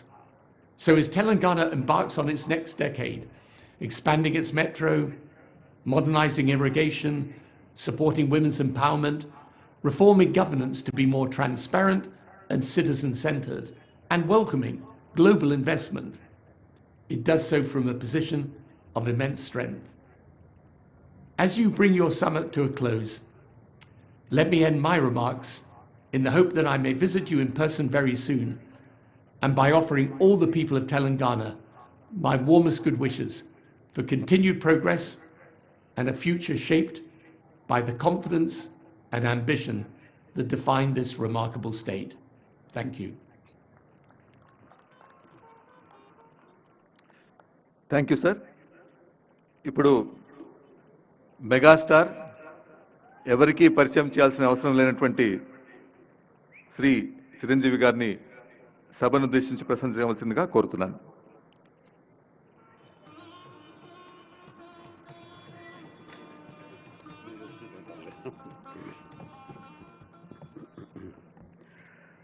గౌరవ ముఖ్యమంత్రి శ్రీ రేవంత్ రెడ్డి గారికి, గౌరవ ఉప ముఖ్యమంత్రి మిత్రులు ఆత్మీయులు బట్టి విక్రమార్క గారికి, ఇతర దిగ్గజాలకి, ఆహ్వానితులకు, ప్రతి ఒక్కరికి నా హృదయపూర్వక నమస్కారాలు. తెలుగులో మాట్లాడడం కొంచెం చేంజ్ ఉంది కదా మీ చెవులకి. So let me have the privilege in talking our mother tongue. ఇక్కడ మీ అందరికీ అనిపించవచ్చు, ఇక్కడ ఉన్నటువంటి ఆహ్వానితుల్లో చీఫ్ గెస్ట్ ఒక్కొక్కళ్ళు ఒక్కొక్క రంగానికి సంబంధించిన వాళ్ళు, ఫైనాన్స్ రంగానికి సంబంధించిన వాళ్ళు, అలాగే మాజీ గవర్నర్ ఆర్బీఐ సుబ్బారావు గారు, అలాగే ఇతర ఫైనాన్స్ వ్యక్తులు, అలాగే ఆటోమొబైల్ దిగ్గజం మహేందర్ గారు, ఇంతమంది ఉండగా వీళ్ళల్లో చిరంజీవి ఏమిటి సినిమావాడు అనే భావం మీకు ఉండొచ్చు. మీకు కదా, నాకే ఉంది అది. నేను ఎంతో ఇక్కడ ఫిట్ అవుతాను అనే నాకే అనిపించచ్చు. కానీ నా మీద ఎంతో గౌరవంతో ఒక సోదరుడుగా మన ముఖ్యమంత్రి గారు చిరంజీవి రావాలి అని నిన్న మన భట్టి విక్రమార్క గారిని, అలాగే IT and industrial minister Sridhar గారిని నా దగ్గరికి పంపించారు. సరిగ్గా వాళ్ళు వచ్చే సమయానికి ఏ పొజిషన్లో నాకు తెలుసా అండి, ఎవరో అమ్మాయితో డ్యాన్స్ చేస్తూ ఉన్నాను. చాలా ఇబ్బంది అనిపించింది అన్నపూర్ణ స్టూడియోలో. సో ఆ సమయంలో వాళ్ళిద్దరిని కూర్చోబెట్టి షూటింగ్ ఆపేయంట్రా అని చెప్పి వారి ఇచ్చిన తర్వాత అంత ఆప్యాయంగా నన్ను ఆహ్వానిస్తుంటే, ఇంత గొప్ప సభకి, ఇలాంటి ఒక గొప్ప గ్లోబల్ సమ్మిట్కి, తెలంగాణ రైజింగ్ అంటూ ఒక గొప్ప ఇనిషియేషన్కి 2047 ఇది ఎట్లా ఉండాలి అనే ఆ ఊహ తన బ్రెయిన్ చైల్డ్ అయినటువంటి మన ముఖ్యమంత్రి గారు ఆహ్వానిస్తే అది చాలా ప్రివిలేజ్డ్గా ఫీల్ అయ్యాను, ఎంతో గౌరవంగా ఫీల్ అయ్యాను, ఎంతో ఆనందంగా ఉన్నాను. మీ అందరితో పాటు ఈ రోజున ఇక్కడ నేను పార్టిసిపేట్ చేయడం అనేది నాకు దక్కిన గొప్ప అవకాశం, గొప్ప అదృష్టంగా నేను భావిస్తున్నాను. అయితే ఇక్కడ కేవలం చిరంజీవికి మాత్రమే ఇచ్చారు, అందుకే చిరంజీవిని ఆహ్వానించి అక్కడ కూర్చోబెట్టారు అని నేను అనుకోవటం లేదు. ఇది రేవంత్ రెడ్డి గారికి సినిమా పరిశ్రమ మీద ఉన్నటువంటి గౌరవం, సినిమాల ఇంపాక్ట్ ఈ సొసైటీలో ఎలాగ ఉంటుందో బాగా తెలిసిన వ్యక్తిగా వాళ్ళందరి తరపున ఒక వ్యక్తి ఉండాలి కాబట్టి చిరంజీవిని ఆహ్వానించారని మాత్రమే అనుకుంటున్నాను. ఈ రోజు నేను ఒక చిరంజీవిగా రాలేదు, చిత్ర పరిశ్రమ తరపున ఒక ఏజెంట్గా, వాళ్ళ రిప్రజెంటేటివ్గా నేను ఈ రోజున వచ్చాను, ఇక్కడ ఆహ్వానించబడ్డాను. కాబట్టి దానికి ప్రత్యేకించి పరిశ్రమ తరపున శ్రీ రేవంత్ రెడ్డి గారికి మనస్ఫూర్తిగా నా హృదయపూర్వక ధన్యవాదాలు తెలియజేస్తున్నాను. సార్, మీకు గుర్తుంటే మీరు ప్రభుత్వం ఏర్పాటు చేసిన కొత్తల్లో మొదటి వారంలోనే ఎప్పుడో నేను మిమ్మల్ని అభినందించడానికి నేను వచ్చినప్పుడు మీరు నాతో అన్న మొట్టమొదటి మాట, ఈ హైదరాబాద్ని ఫిలిం హబ్గా చేయాలి. అదేదో ఒక తెలుగు ఇండస్ట్రీ వరకో, లేకపోతే సౌత్ ఇండియన్ ఫిలిం ఇండస్ట్రీ వరకో, లేకపోతే ఏ భారతీయ వరకో కాదు, గ్లోబల్. మనకి ఏమి తక్కువ అని, ఇక్కడ ఏ వనరులు తక్కువ అని చెప్పేసి, ఏ ఎంకరేజ్మెంట్ తక్కువ అని చెప్పేసి మనం ఎందుకు చేయలేకపోతున్నాం, ఎందుకు కొన్ని తెలుగు ఫిలిమ్స్ ఒక లాంగ్వేజ్కే మనం కన్ఫైన్డ్ అయ్యాం. కాబట్టి నా ఉద్దేశంలో ఇది గ్లోబల్గా అన్ని రకాల ఇండస్ట్రీస్, ఇతర లాంగ్వేజ్ నుంచి సినిమా వాళ్ళు ఇక్కడ రావాలి, ఇక్కడ షూటింగ్ చేసుకోవాలి, అది నా ధ్యేయం అని అన్నప్పుడు చాలా ధైర్యంగా మాట్లాడుతున్నారు. చాలా అది నిజం కుదురుతుందా? ఎక్కడి నుంచో ఇతర దేశాల నుంచి వచ్చి ఇక్కడ షూటింగ్ చేయటం అన్నది, నేను టూరిజం మినిస్టర్గా ఉన్నప్పుడు ఫిలిం టూరిజంగా ఇక్కడ ఎంతమంది ఆహ్వానించడానికి ఎంతో శ్రమ పడ్డాం, ఎంతో కష్టించాం. కానీ ఇక్కడ ఉన్నటువంటి అట్మాస్ఫియర్ కానీ ఎంకరేజ్మెంట్ కానీ ఆయా గవర్నమెంట్లు అంత లేకుండా ఉండటంతో అది అంత పూర్తిగా సఫలీకృతం కాలేకపోయాం. ఆ ఉద్దేశంతో నేను ఎంతో కొంచెం స్కెప్టికల్గానే ఉన్నాను. ఎంతవరకు కుదురుతుంది, ఈయన డ్రీమ్ సక్సెస్ చేయగలరా అని అనుకుంటూ, మీరు ఏమైనా చేయండి, మీ గైడెన్స్ ఇవ్వండి, మీరు ఏం చెప్తే దాన్ని ఫాలో అవడానికి మేమందరం రెడీగా ఉన్నామని ఒక మాట ఇచ్చి మాత్రం అన్నాను. కానీ విత్ ఇన్ నో టైం ఇంత పెద్ద ఎత్తున ఈయన అన్ని రకాల సెక్టార్స్ వాళ్ళని ఇన్వైట్ చేసి గ్లోబల్గా అందరినీ వెల్కమ్ చేసి ఈ రోజున అందులో ఒక పార్ట్గా సినిమాలను కూడా ఆయన వెల్కమ్ చేస్తున్నారంటే కనుక అది హ్యాట్స్ ఆఫ్. అది ఆయన ఒక్కరి వల్లే అయ్యింది. అన్నది అన్నట్టుగా కాకుండా అన్నది సాధ్యం చేసేలాగా ప్రాక్టికల్గా ఈ రోజున మనందరం చూస్తున్నాము. ఇది చాలు, డెఫినెట్గా ఆయన అనుకున్నది సాధిస్తారనే ప్రగాఢమైన నమ్మకం నాకు ఏర్పడింది. ఎందుకంటే ఆయన అన్నది హైదరాబాద్ అనేది సెంట్రల్ లొకేటెడ్ మన కంట్రీలో. ఏ ఇతర ఇంపార్టెంట్ సిటీస్కి వెళ్ళాలని సరే 1 అవర్ డిస్టెన్స్లోనే ఉంది. మేబీ ఢిల్లీ ఇంకొక 1 అవర్ పడుతుందేమో తప్ప. అండ్ ఇక్కడ లేని లొకేషన్స్ ఎక్కడ లేవు, ఎక్కడ లేకుండా పోలేదు. మనకు మంచు కొండలు ఉన్నాయి, థార్ డెజర్ట్స్ ఉన్నాయి, అడవులు ఉన్నాయి, వర్షాలు పడేవి ఉన్నాయి, లాంగెస్ట్ బీచ్లు మనకు ఉన్నాయి. ఏమి తక్కువ, ఏ లొకేషన్స్ తక్కువ, ఏ వనరులు తక్కువ. ఇక్కడ పని చేయడానికి వాళ్ళకి స్కిల్ డెవలప్మెంట్ చేయగలిగితే కనుక పని చేయడానికి ఎంతోమంది ముందుకు వచ్చి సినిమా పరిశ్రమ ద్వారా ఉపయోగపడి వాళ్ళ కుటుంబాలకు వాళ్ళు ఉపయోగించుకుంటారు. ఇది ఆ పొటెన్షియల్ పూర్తిగా ట్యాప్ చేయలేదు అన్న మాట వాస్తవం. వారు అది నేను అంగీకరిస్తూ మా సలహాల కోసంగా ఆయన కొన్ని సెమినార్లు ఫ్యూచర్లో నడిపిస్తామన్నారు. ఇప్పుడు కూడా అలాంటి చిన్న సెమినార్లు మా పెద్దల మధ్య, సినిమా పెద్దల మధ్య జరిగింది. అయితే ఇది కాంప్రహెన్సివ్గా కన్సాలిడేట్గా జరిగేలాగా విత్ ఇన్ షార్ట్ టైం మేము అందరూ కూడా ముందుకు వస్తాము. ఇక్కడ ప్రపంచానికే ఇది అద్భుతమైనటువంటి సినిమా హబ్గా హైదరాబాద్ని చేయటంలో మేమందరం ముందుంటాము. అండ్ ఈ రోజున చూస్తే కనుక బాలీవుడ్ నుంచి సల్మాన్ ఖాన్, అజయ్ దేవ్గన్లు వచ్చి ఇక్కడ మేము స్మార్ట్ డిజిటల్గా కానీ అడ్వాన్స్డ్ ఫ్యూచరిస్టిక్ స్టూడియోస్ని మేము పెడతామని అంటాం అన్నది ఇది శుభారంభం. ఇదే ఇన్స్పిరేషన్గా నేను కానీ, నాగార్జున కానీ, వెంకటేష్ కానీ, ఇతర హీరోలు కానీ, ఇతర ప్రొడ్యూసర్స్, నిర్మాతలు ఎంతోమంది ఈరోజున ఇక్కడ ఉన్నారు ఈ సభ్యుకుల్లో. వాళ్ళందరూ కూడా ముందుకు వచ్చి చేయాలన్న ఒక కుతూహలం కానివ్వండి, అది పూర్తిగా ఛార్జ్ అయి ఉన్నారంటే ఎలాంటి అతిశయోక్తి లేదు. అండ్ ఈ రోజున ప్రపంచపరంగా చూస్తే సినిమా ప్రభావం ఎంత ఉంటుంది, ఈ సాఫ్ట్ పవర్ ఎంత ఉంటుందన్నది నేషనల్ వైడ్గా కూడా కేంద్ర ప్రభుత్వం కూడా వేవ్స్ అనేది ఒకటి ప్రారంభించి అందులో మమ్మల్ని అందరూ కూడా పార్ట్ చేశారు. అంటే ఎకనామికల్గా అది ఎంత పవర్ ఇస్తుంది, మన కంట్రీ జీడిపికి ఎంత కంట్రిబ్యూట్ చేస్తుందో అనడానికి బాగా వాళ్ళందరికీ తెలిసిన వాళ్ళు కాబట్టి సినిమా మీద అంత దృష్టి పెట్టారు. సినిమాని కేవలం పేరు తీసుకురావడమే కాకుండా ఎంతో కంట్రిబ్యూట్ చేస్తుంది, ఎంతోమందికి ఎంప్లాయ్మెంట్ జనరేట్ చేస్తుంది, ఎంతోమందికి ఉపాధి కల్పిస్తుంది. అంటే ఉదాహరణకి కొరియా తీసుకుంటే కనుక కొరియాలో బిగినింగ్ ఇనీషియల్గా వాళ్ళందరూ యూత్ అనేవాళ్ళు నైట్ ఈవినింగ్ అయ్యేసరికి చాలా పక్కదారులు పడుతున్నారు, కొన్ని వ్యసనాలకి లోనవుతున్నారు. ఆ రకంగా యూత్ నిర్వీర్యమైపోతుంది. ఏం చేయాలంటాం వాళ్ళందరూ కలిపి వీళ్ళని ఎంటర్టైన్మెంట్ వైపు కనుక మనం డైవర్ట్ చేయగలిగితే, be it is music, be it is singing or films, ఇంకోటి ఇవన్నీ ఎంటర్టైన్మెంట్గా చేయగలిగితే కనుక వాళ్ళు ఆక్యుపై అయి ఉంటారు. తద్వారా వాళ్ళు ప్రోగ్రామ్స్ ఇవ్వగలుగుతుంటారు. వాళ్ళందరూ నిష్ణాతులయ్యి వాళ్ళ ఫ్యామిలీకి వాళ్ళు బాసటగా ఉంటారు. తద్వారా వాళ్ళ నుంచి జనరేట్ అయ్యి ఎంతో కొంత వాళ్ళు క్రైమ్ వైపు వెళ్లకుండా ఉంటారు. ఆ రకంగా క్రైమ్ రేట్ తగ్గించుకోవచ్చు అనే భావంతో కొరియన్ గవర్నమెంట్ స్టార్ట్ చేసింది. కానీ ఈ రోజున ప్రపంచపరంగా Korea K pop, K drama, K music అంటూ కొరియన్ వాళ్ళ ఎకానమీ, వాళ్ళ జీడిపికి ఎంతో కొంత కంట్రిబ్యూట్ చేస్తుంది. ఎన్నో బిలియన్స్ ఆఫ్ డాలర్స్ కంట్రిబ్యూట్ చేస్తుంది ఈ యొక్క సాఫ్ట్ పవర్ మ్యూజిక్ అన్నది.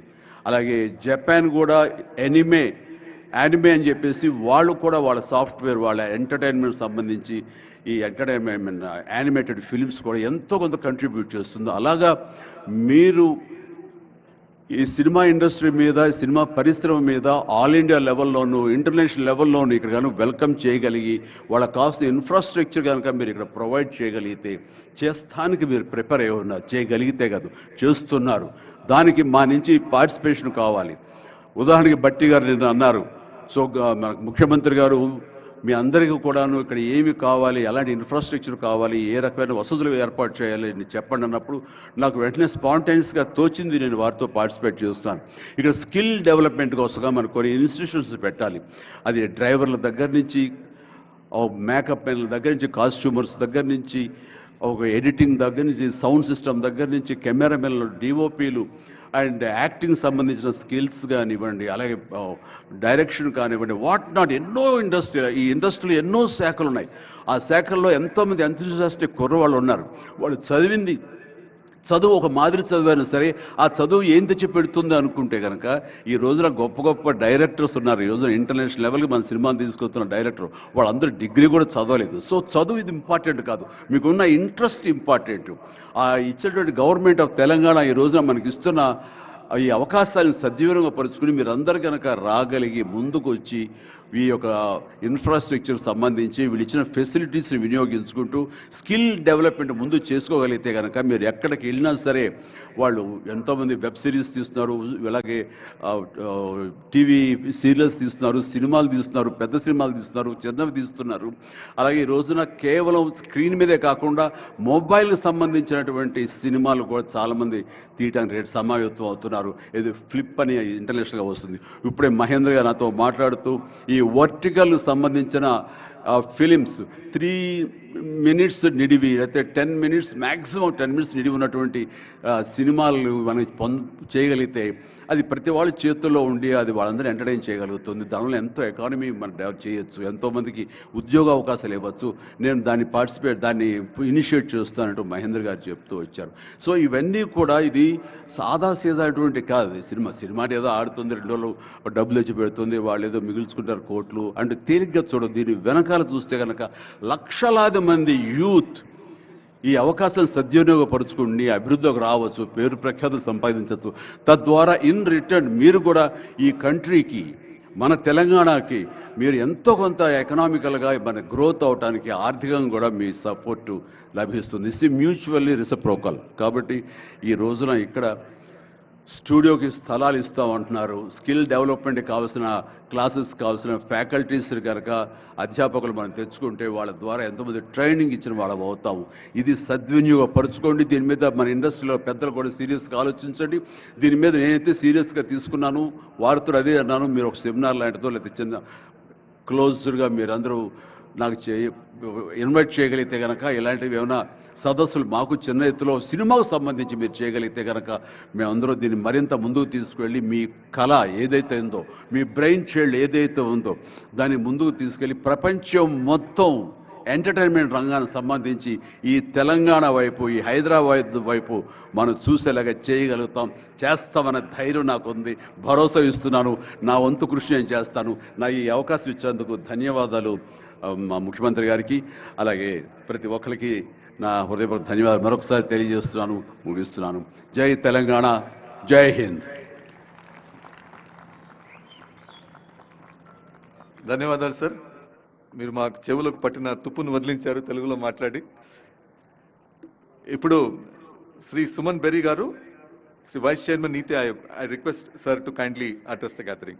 Niti Aayog has helped us in drafting this document. Their team has guided us, sir. So now I request you to kindly address us, sir.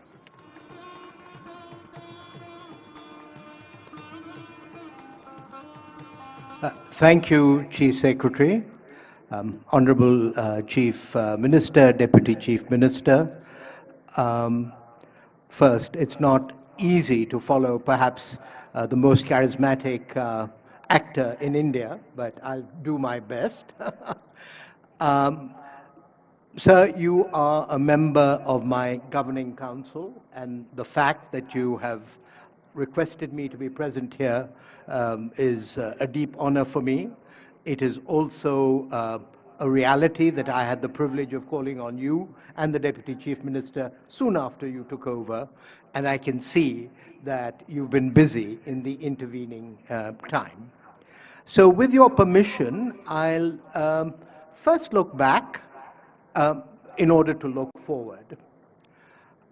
Look back to the year of 2006, which is just about a quarter of a century ago, which was a visit to Hyderabad when the Asian Development Bank had its annual meeting in the new conference center. And there was a somewhat optimistic sign then that pointed to something called high-tech city, and there was nothing there. And there is something there. And my God, is there something there. So, you know, for people of the city, for people of the state, to believe in dreams, I think is entirely legitimate. But it is also, 2006, there was another annual meeting that took place, the annual meeting of the World Bank and IMF in Singapore, where indeed Raghuram Rajan, who've addressed us this evening, had just recently joined as the chief economist of the IMF. But I'm mentioning that because in 2006, two World Bank friends of mine, I had just come to NCAR, came out with this publication that talked of a middle income trap. Now, there's a lot of controversy about whether there is such a thing as a middle income trap or not, but one of those authors is now the chief economist of the World Bank, and he's come out with a World Development Report on the middle income trap. And why is that relevant to Telangana today? Just looking at Telangana's per capita income related to India's per capita income in dollar terms, and looking at the benchmarks that the World Bank puts out for lower middle income, upper middle income, and high income countries, Telangana is now an upper middle income country already.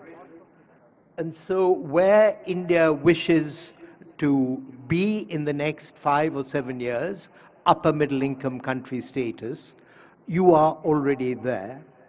And the point there, Honorable Chief Minister and Deputy Chief Minister, is that the issues that my friends raised with respect to the middle income trap start to apply. The old model of development may not work when you are in this zone, and things like creativity, innovation, entrepreneurship, all of these become as important or more important than investment. And so I think the fact that you have set yourself these high standards to be global is entirely appropriate, but the journey ahead is likely to be quite different from the journey that has brought Telangana to where it is at the moment. I also had 4 years of being the chief economist of Royal Dutch Shell, located in Europe, and that made me appreciate India's federal reality, which is that each state is very distinctive.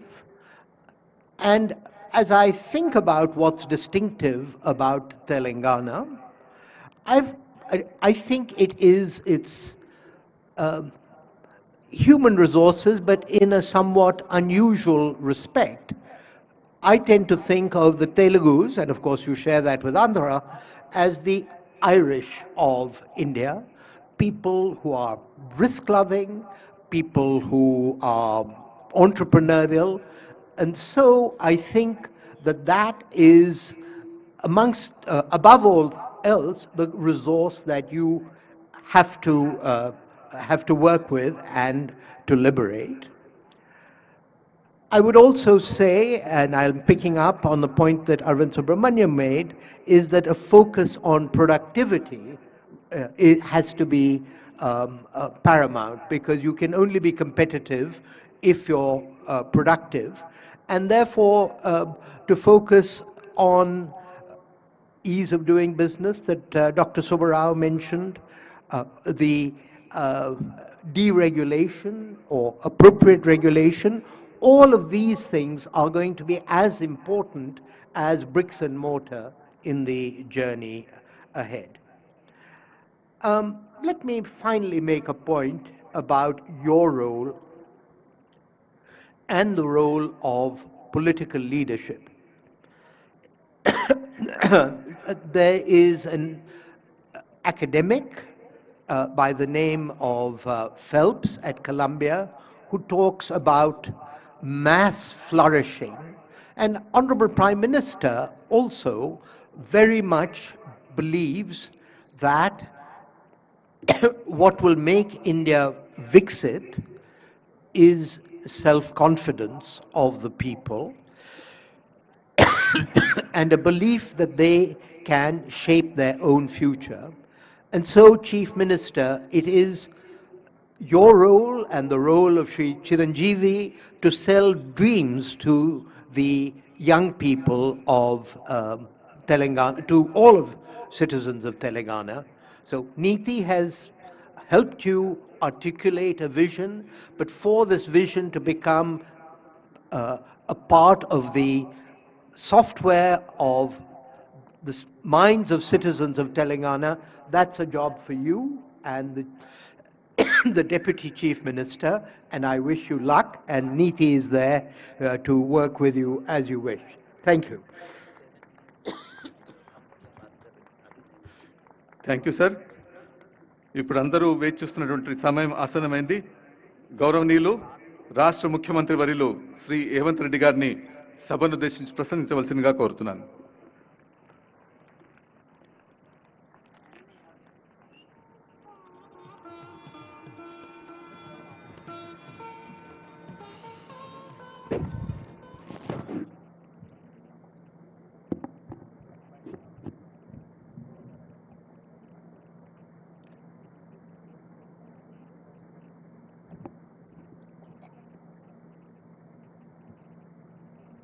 Telangana Rising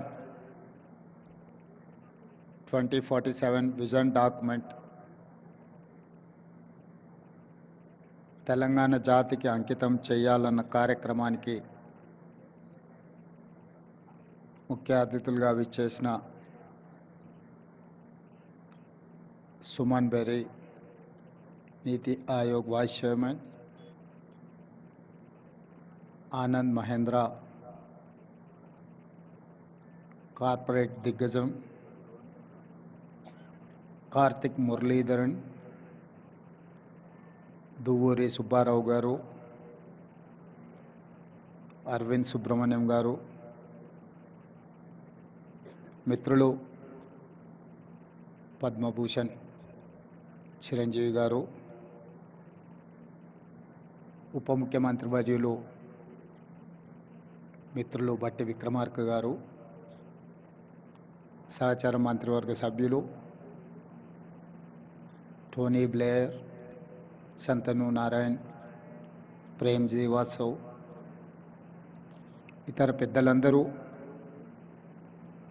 Telangana రాష్ట్ర ప్రభుత్వం సంకల్పించిన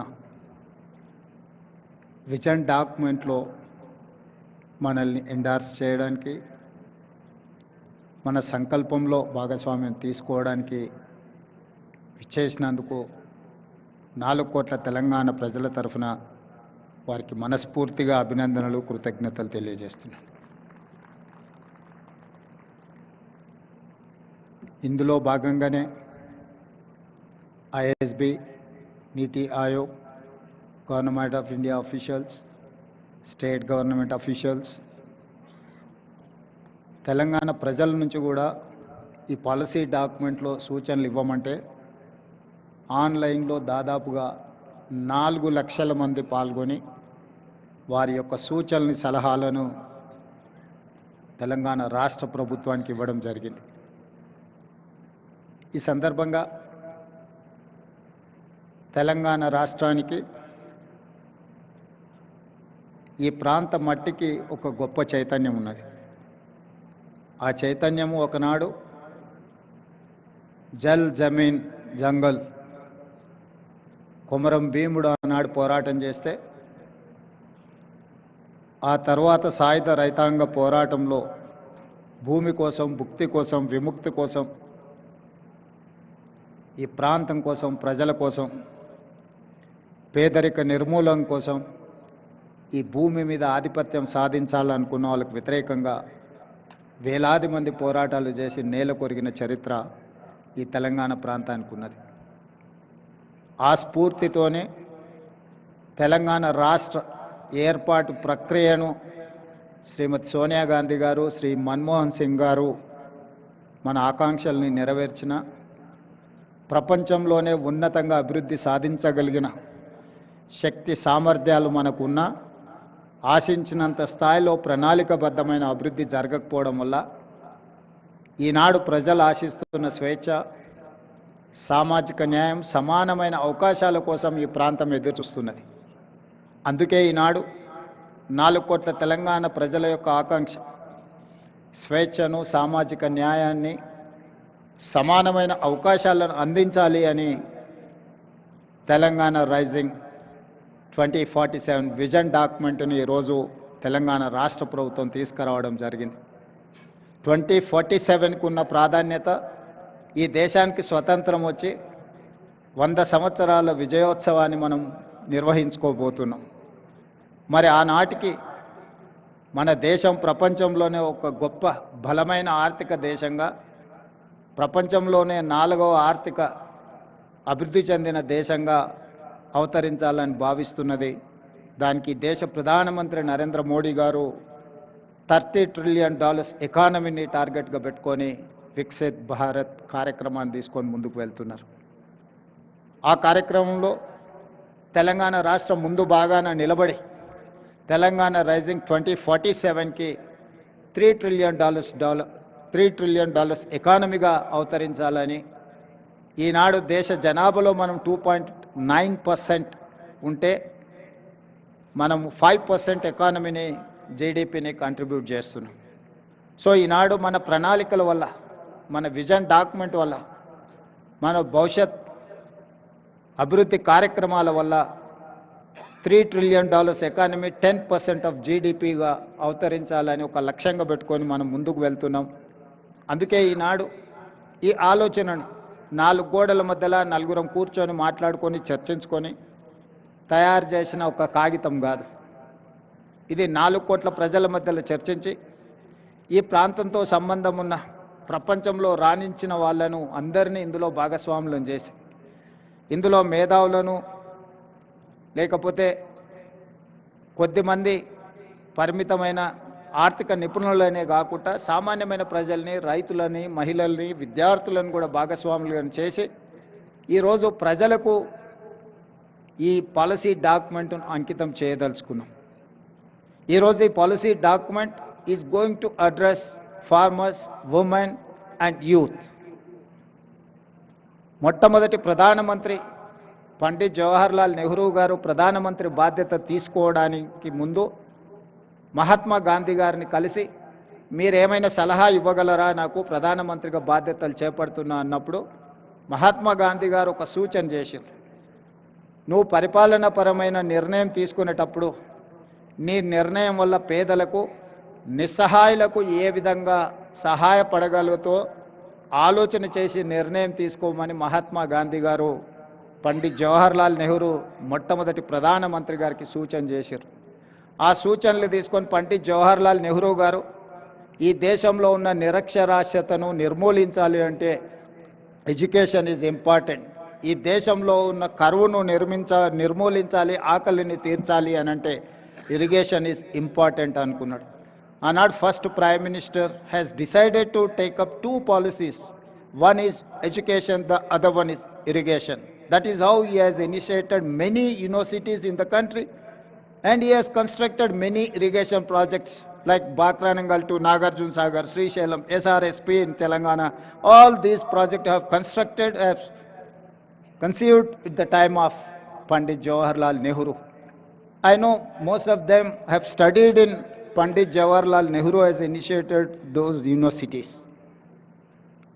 Today, my government has decided to take up this education and irrigation and communication. Communication in technology, communication in digital, communication in roads, communication in ports, communication in airports. We wanted to meet, we wanted to develop our infrastructure to connect as well world. We wanted to invite them to invest in my country. I am going to take role model from China, Japan, Germany, South Korea and Singapore. At the same time, they are my role models and I'm going to compete with them. With their inspiration, I'm going to develop my state. I'm going to take up my welfare and development. Some of them, poverty is an excursion, some of the leaders, but have born and brought up a small village, remote village, where I have seen from my childhood poverty and undeveloped untouchability and everything I have seen. Practically I have experienced and everything. I know what is the problem. I wanted to address that problem. I wanted to eradicate poverty. I wanted to give education. I wanted to give employment with my youth. I wanted to give better health for my citizens. Why? Because I have met accident at the age of 11 years, major accident. My parents have taken me into Usmania Hospital in Hyderabad while I was living in remote village. That time government has, Nizam has started that Usmania Hospital. That is how they treated. Today, people are facing lot of problems. Well, we have got freedom. That time, lifespan was 32 years. In 1947, Indian average lifespan was 32 years. Today, we have reached 73 years. That is how Jawaharlal Nehru has given a vision to this country. Now we are going to touch 100 years to live our lifespan. For that, have to make policies, have to make sure, have to deliver to poorest of the poor, remote villages, Tandas, Gudam, or any other remote place in Telangana. Anand ji, मैं एक किसान का लड़का हूं, किसान परिवार से आया मैं। मुझे गरीब, कुछ लोगों के लिए, कुछ नेता लोगों के लिए गरीबी एक एक्सकर्शन है। गरीबी देखना है तो हैदराबाद से मर्सिडीज बेंज में छोटे गांव में देखे गरीब लोग कैसे रहते हैं, उन लोग देखने के लिए कोशिश करते। मगर मेरे लिए गरीबी ऐसा नहीं है। जहां पर गरीब लोग रहते, जहां पर जाति विवक्षा है, लोगों को अनटचेबिलिटी है, मंदिर में जिसको नहीं आने देता है, उस ऐसे छोटे गांव से मैं आया। हर चीज मुझे पता है, गरीब कैसे सोचते, एजुकेटेड अनएम्प्लॉयड यूथ क्या चाहता है, सब कुछ मुझे पता है। क्योंकि I have studied in government school, I have not studied in corporate school, I have not studied in English medium, I have studied in government school, I have studied in Telugu medium. I know each and every problem in my remote villages, where Adivasis, where Dalits are living, where minorities are there. I have personal connectivity with these Dalits, Adivasis and minorities. That is why I have planned for them. I have got this opportunity with young age. I don't have any political legacy. एक छोटा किसान परिवार से, एक छोटे गांव से मैं इतना दूर आ गया। 2006 में मैं एक जिला परिषद मेंबर बना as a independent. Politically, it's a smallest of the small post. After that, I've become an MLC. After that, I've become an MLA. After that, I've become an MP. After that, I've become a party president. After 17 years, I have become a chief minister of Telangana. I have responsibility. I have accountability. I have my commitment. I have to do justice for poorest of the poor. This is what my commitment, this is what my document, my policy document, this is what my agreement with my people. So that is why I have asked everyone to support, to give their inputs in my policy document. Lots of people who are experts, they have contributed like anything. I wanted to thank everyone. Why? Because this is going to create a path for my state, my youth. I have seen caste differences, जाति विवक्षा। सरकार इतने साल से कोई भी सरकार आप देखो, SC हॉस्टल अलग है, ST हॉस्टल अलग है, OBC हॉस्टल अलग है, माइनॉरिटी हॉस्टल अलग है। जहां पर आप जाति विवक्षा छोड़ना चाहते हैं, मगर वहीं पर सरकार पैसों से आप अलग अलग वर्टिकल्स बना रहे। इसीलिए मैं मुख्यमंत्री बनते ये कह दिया कि हमारा डिप्टी चीफ मिनिस्टर से, भाई ये ये हमारे समस्या को हल्का नहीं करने वाला है, इसीलिए वो पूरा छोड़ दो. We have to create a place where SC, ST, BC, minority, all other upper caste people can study in one place. That is how we have conceived Young India integrated residential schools. I have given 100 schools. I'm spending each school 200 crores to develop that infrastructure with 25 acres campus. You know better than me how education is important. Now you are running a university. तो हम लोग ये सोचकर 25 एकड़ 200 करोड़ रुपए 20,000 crores I'm spending for build infrastructure to inclusiveness. SC, ST, BC, minority, all other upper caste people are going to study in one place. कि ये जाति विवक्षा हम दूर करना है तो सब लोग मिलजुल के एक जगह में पढ़े तो ये समस्या हल्का हो जाएंगे. मगर हर बार सरकार ने SC हॉस्टल अलग, ST हॉस्टल अलग, OBC माइनॉरिटी अलग अलग बनाए, तो जब तक आप ये सिस्टम से सरकार चलाएंगे आप दूर नहीं कर सकते. इसीलिए मैं सोचकर ये कह दिया कि भाई सब एक जगह में आना, हर असेंबली कॉन्स्टिट्यूंसी में एक रोल मॉडल बना दो. ये देश के लिए आगे ये रोल मॉडल बनने वाला है. लोग बोलेंगे कि भाई वेलफेयर में आप स्पेंड मत करो. वेलफेयर में हम स्पेंड करना जब लेवल प्लेइंग फील्ड इक्वल आए तक हम देना जरूरी है, हमारा अकाउंटेबिलिटी है. तो इसीलिए I am spending lots of money in education. This is not welfare. This is not expenditure for me. This is investment my future. I'm going to invest on my future. They are going to build like anything. They are going to make my Telangana #1 in India. My people are going to compete with South Korea, Japan or Germany. And second thing, after education he has initiated Jawaharlal Nehru ji, Sonia Gandhi ji, she has given Right to Education Act.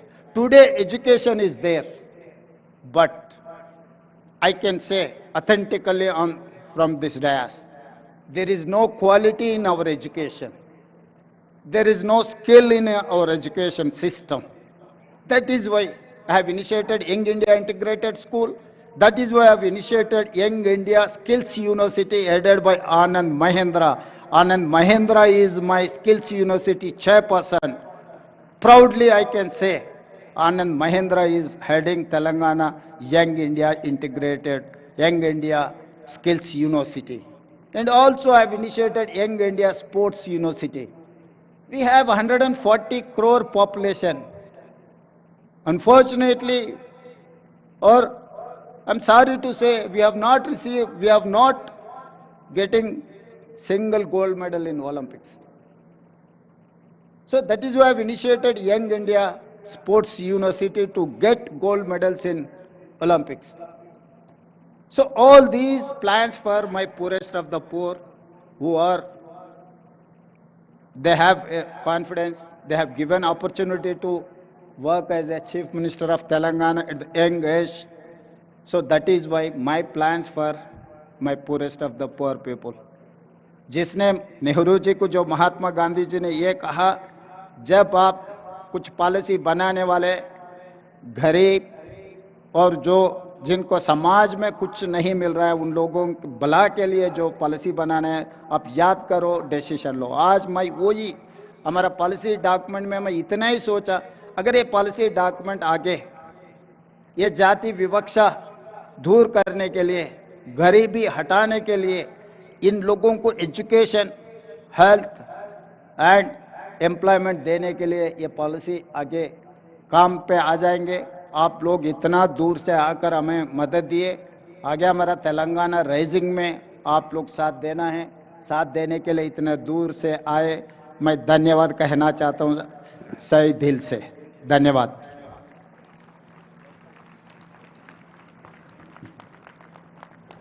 ధన్యవాదాలు sir. మీ స్ఫూర్తిదాయకమైనటువంటి ఉపన్యాసానికి ధన్యవాదాలు తెలియజేస్తూ, ప్రసంగానికి ధన్యవాదాలు తెలియజేస్తూ, ఇప్పుడు Telangana rising vision డాక్యుమెంట్ను 2047 release కార్యక్రమం ఉంటుంది. ముందుగా తెలంగాణకు తగ్గట్టుగా ఫ్యూచర్కు తగ్గట్టుగా ఒక వ్యక్తి మీకు ఆ పుస్తకాన్ని తీసుకుని వస్తున్నారు.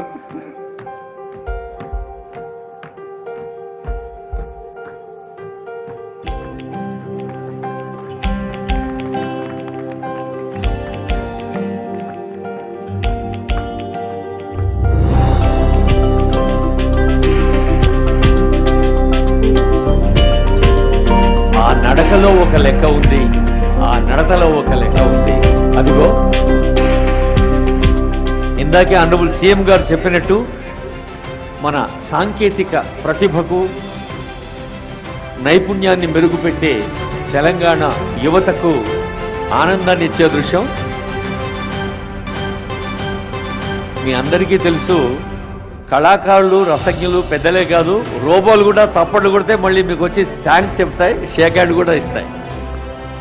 బహుశా 2 రోజులుగా మీరు చూస్తున్నారు, రోబో కూడా మిమ్మల్ని ఆహ్వానిస్తోంది, అభినందిస్తోంది ఈ ప్రాంగణంలో. So thanks to the kudos to the technology.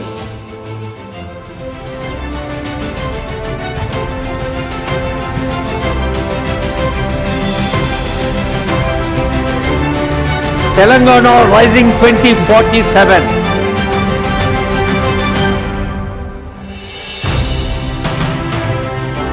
ఇది ఉత్తేజంతో, సమాజం పట్ల ప్రేమతో, భవిష్యత్తు పట్ల విశ్వాసంతో చేస్తున్న ప్రకటన మాత్రమే కాదు, నా తెలంగాణను నాటి కవి చెప్పిన కోటి రతనాల వీణగా ప్రపంచంలోనే ముందుంచేందుకు చేస్తున్న ప్రతిజ్ఞ అన్నారు ఆనరబుల్ సీఎం గారు, ఆనరబుల్ డిప్యూటీ సీఎం గారు అనేక వేదికలపై. మరి మీ అందరి ఆశీస్సులు కరతాళ రూపంలో తెలంగాణకు అందించాలని కోరుతోంది వేదిక సవినయంగా, సప్రేమగా.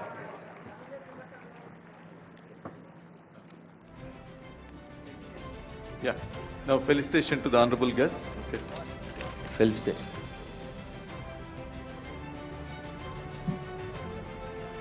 ఆత్మీయంగా గౌరవంగా వేంచేసిన అతిథులకు మనందరి పక్షాన ప్రభుత్వం అందజేస్తున్న సన్మానం. ముందుగా గౌరవనీయ ముఖ్యమంత్రి గారిని శ్రీ ఆనంద్ మహేంద్ర గారికి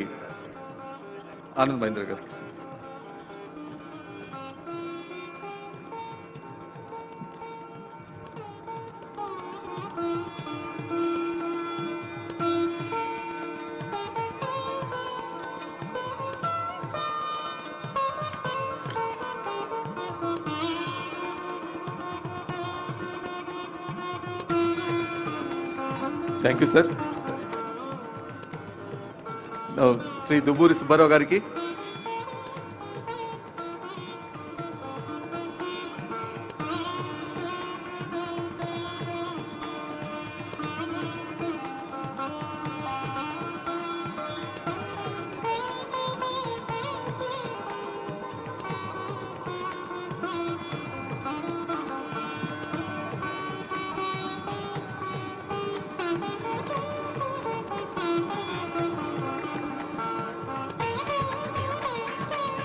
ప్రొఫెసర్ కార్తీక్ మురళీధరన్ గారికి,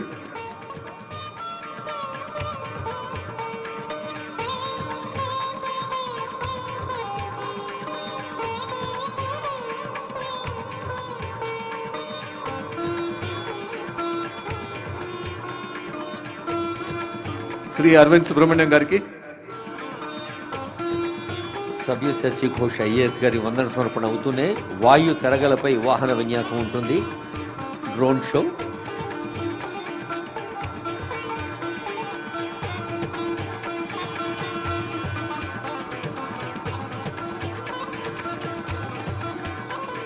శ్రీ సుమన్ బెర్రీ గారికి,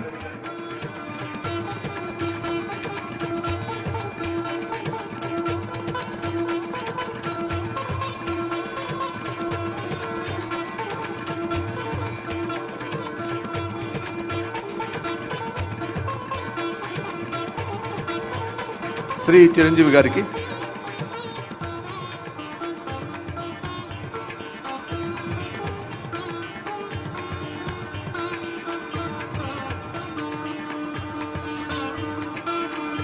టాలీవుడ్ మనదే, కోలీవుడ్ మనదే, బాలీవుడ్ మనదే, హాలీవుడ్ మనది కావాలన్న పిలిపించిన చిరంజీవి గారికి ప్రత్యేక ధన్యవాదాలు. ఇప్పుడు వందన సమర్పణ శ్రీ సవ్యసాచి ఘోష్ గారు. Shri Savyasachi Ghosh IAS vote of thanks చెప్తారు.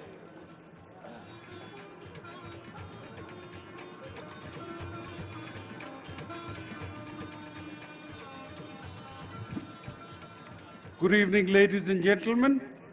It's indeed my pride, pleasure and honor to propose a vote of thanks on this momentous occasion where the new nascent and young state of Telangana has unveiled its document 2047 for the world, for the state and for the universe to acknowledge and appreciate.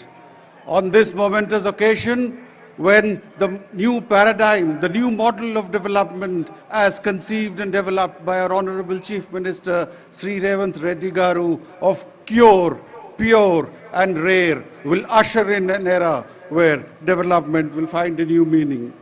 I take this occasion to thank Sri Anand Mahindra, Sri Raghuram Rajan Garu, Sri Suman Berry, Sri Duvuri Subbarao, Sri Bhatti Vikramarkalu Garu, Sri Shantanu Narayan, Sri Prem Vatsa, Professor Karthik Muralidharan, Professor Arvind Subramaniam, Mr. Tony Blair and our Honorable Chief Minister. I take this occasion to thank the Honorable Ministers, the Honorable Advisors, the Honorable MLAs, the Honorable MNCs and the Chairpersons of corporations, the members of media, the delegates, the participants and the government officials and colleagues of mine and the event organizers who have made this event a grand success. I wish you a very good evening and a very sumptuous dinner for the evening. Thank you so much. Shri Savyasachi Ghosh IAS గారికి హృదయపూర్వక ధన్యవాదాలతో ఇప్పుడు ఆసక్తిగా ఎదురుచూస్తున్న drone show. Pilot లేకుండానే బుల్లి విమానాలు ఎగురుతాయి. వాయు తరంగాలపై వాహనాలు వివిధ దృశ్యాల్ని చిత్రీకరిస్తాయి. Remote in hand, promote in air, drone show. మీరంతా తింటూ మాటలు వింటూ ఆ డ్రోన్ షో దృశ్యాలు కంటూ ఎంజాయ్ చేయండి. Thank you. Good evening, esteemed guests, world leaders, innovators, and friends of Telangana.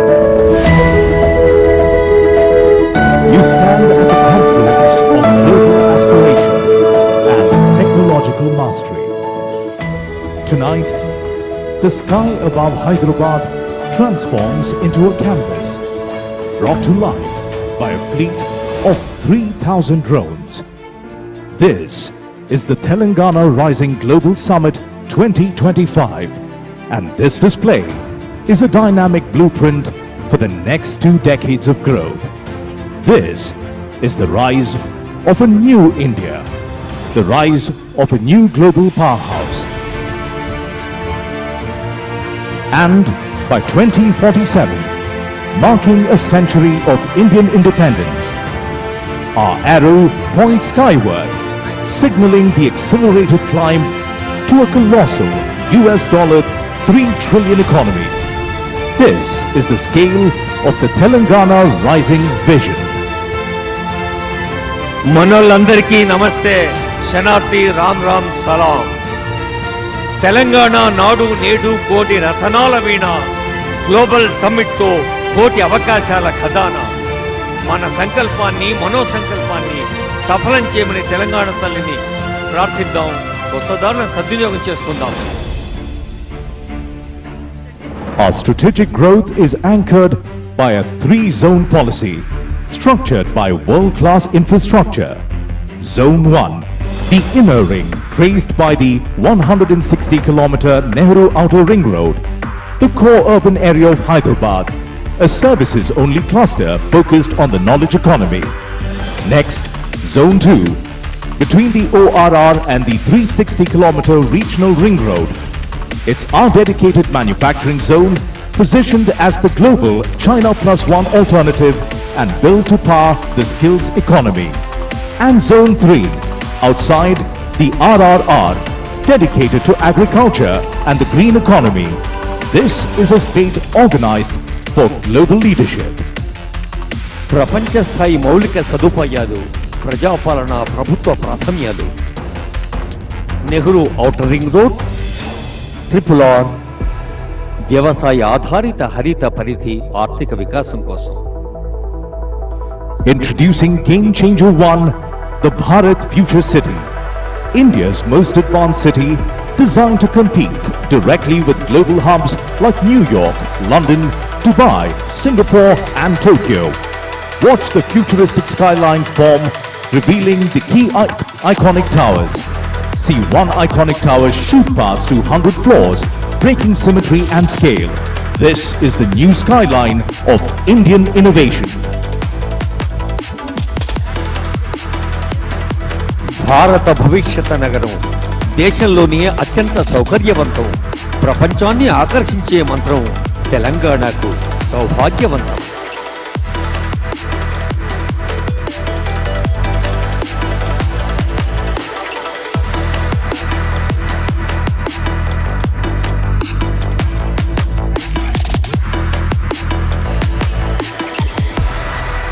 Game Changer 2, the River Musi rejuvenation. We are a dry, withered riverbed. Watch us transform as water returns, life blooms, and the lights along the riverfront come alive. The entire environment transforms into a vibrant 24/7 living arena, pioneering the night economy. From a neglected stretch of land to a world-class riverfront that powers life, recreation, and community living. తలాబ్కే నీళ్లుంటే దప్పెందుకైతది, ఉన్న నీళ్లు వాడుకుంటే తప్పెందుకైతది. సాగునీరు తాగునీరు అందరికీ తెలిసిందే. ఇప్పుడు మూసి పునరుజ్జీవనంతో ఇటు ఆరోగ్యం, అటు ఆనందం, పర్యాటకం, పర్యావరణం.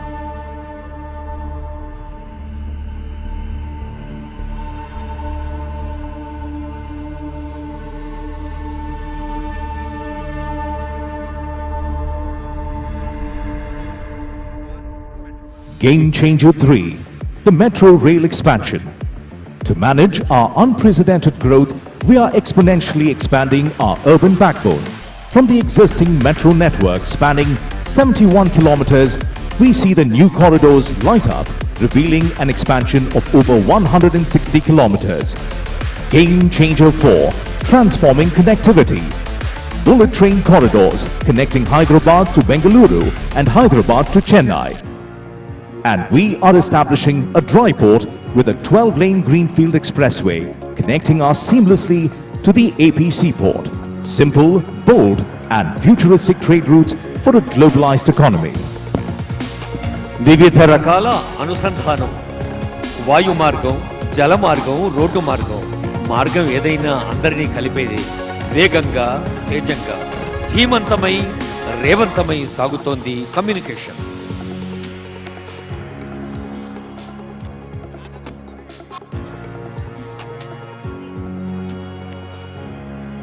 Game Changer 5, solidifying the manufacturing zone between the ORR and RRR as the world's trusted China Plus One alternative.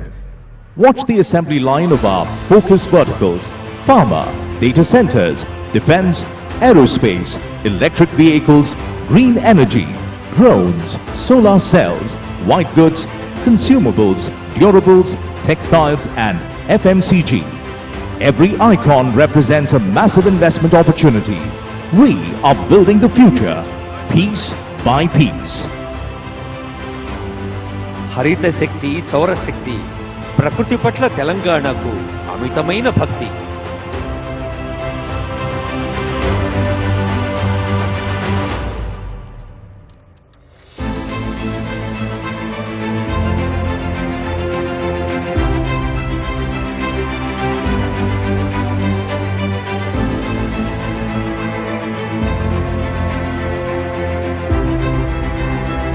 Even as we leap into tomorrow, we carry our roots with us. Our progress is built on the strongest foundation, women empowerment. We are committed to skilling and entrepreneurship for 10 million women. See the icons of economic independence. Self-help groups will own EV buses, petrol pumps and premium malls. We provide free bus travel, free rations for 31 million people and rural green housing. This is the vision of collective strength, Telangana's women as the true foundation of our state. మహిళల్లోని శక్తి సామర్థ్యాలకు పదును పెట్టి ప్రోత్సహించి భుజం తట్టి ముందుకు నడిపించి తల్లుల ఆశీస్సులతో చెల్లెల అనురాగంతో బస్సుల యజమానులయ్యారు, petrol బంకుల యజమానురాళ్ళయ్యారు.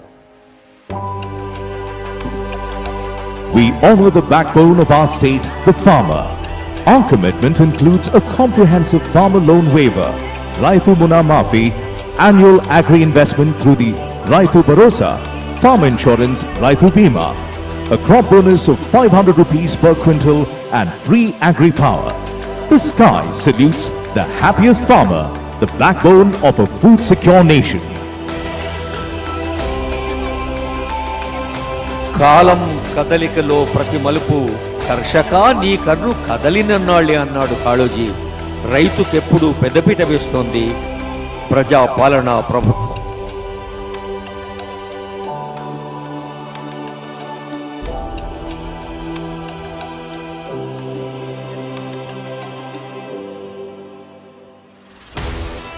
The future belongs to the youth. We are investing in tomorrow's leaders with the Young India Skills University, the Young India Sports University and Young India Integrated Residential Schools. We support their growth through free books, free uniforms and free meals. Most importantly, we are passionately supporting startups and nurturing a generation of innovators and entrepreneurs. The youth are the undeniable future of Telangana. అంకుర సంస్థలకు ఆలంబనం యువతే కదా మన తెలంగాణ బలం. తెలంగాణ యువత ఆశాకిరణాలు, నిత్య నూతన వికాస కారణాలు.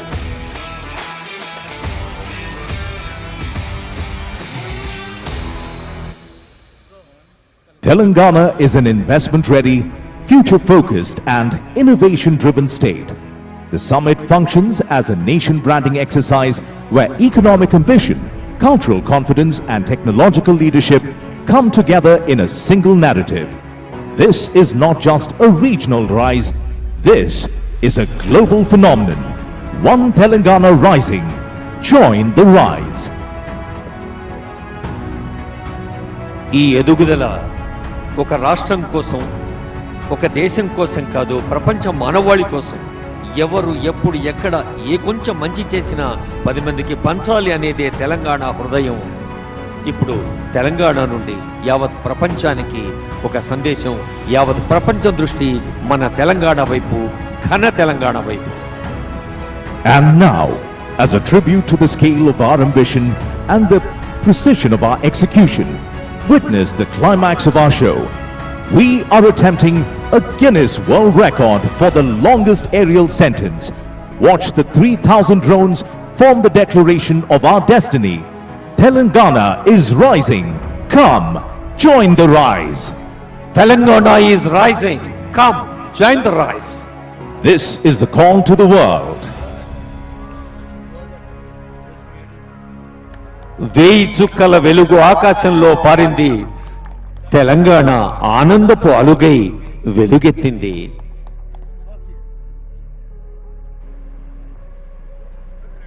The light of this vision will not fade. The promise of this summit is clear. Telangana is a land of stability, opportunity and unstoppable growth. We look forward to your partnership in making this vision a reality. Thank you, and may the spirit of Telangana rising illuminate the future. Your present shapes tomorrow. Together, we create what's next. One Telangana, one promise. Come, join the rise. ఈ వెలుగు కిరణాలు సహృదయ చైతన్య కారణాలు.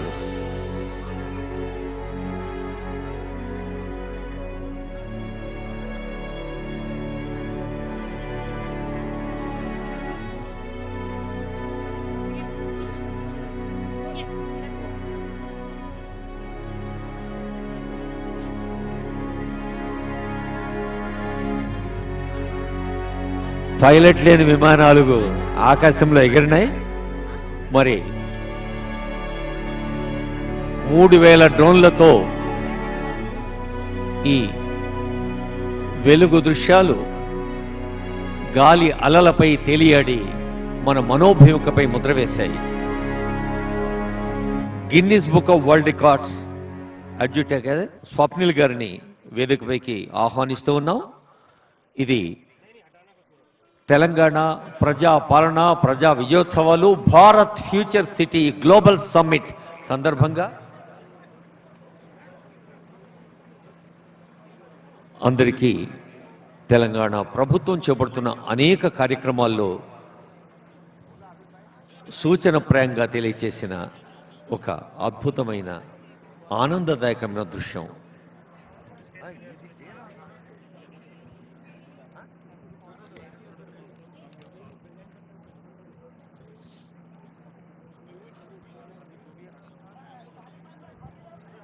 స్ఫూర్తివంతమైన సందేశాలతో సభా కార్యక్రమం అద్భుతంగా నడిచింది.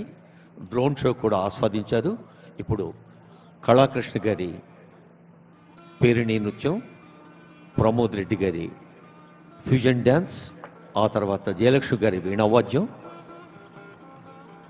ఇంకా జయవంత్ నాయుడు గారి ఫ్యూజన్ మ్యూజిక్, ఇలాంటి సాంస్కృతిక కార్యక్రమాలు కూడా మిమ్మల్ని అలరిస్తాయి.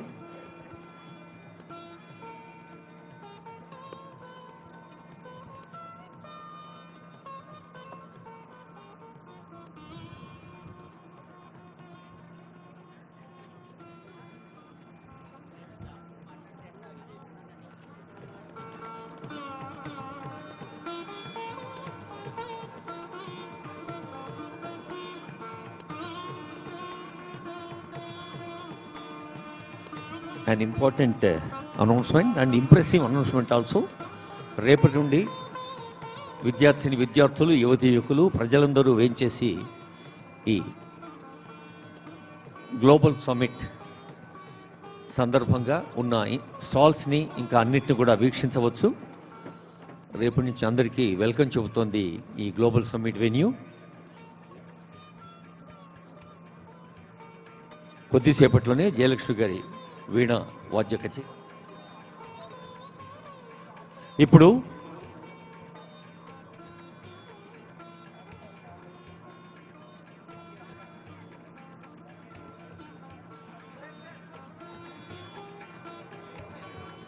మీ అందరి కరతాళధ్వనుల మధ్య ఐ రిక్వెస్ట్ ఆనరబుల్ సీఎం గారు, ఆనరబుల్ డిప్యూటీ సీఎం గారు ఆన్ టు ది డయాస్. గౌరవనీయులైన ముఖ్యమంత్రి గారు ఒక్కమారు వేదికపైకి వేయించేయవలసిందిగా రిక్వెస్ట్ చేస్తున్నాం. మన ఉప ముఖ్యమంత్రి వర్యులు కూడా. Guinness book of world record adjutant Swapnil is here. The largest aerial sentence formed by multi-daughters zones was achieved by Government of Telangana in Hyderabad on 9th December 2025. 2025 December 9వ తేదీకి మరొక ప్రత్యేకత కూడా ఒనుగురింది. ఈరోజు తెలంగాణ ప్రభుత్వం నిర్వహించిన ఈ పండుగలో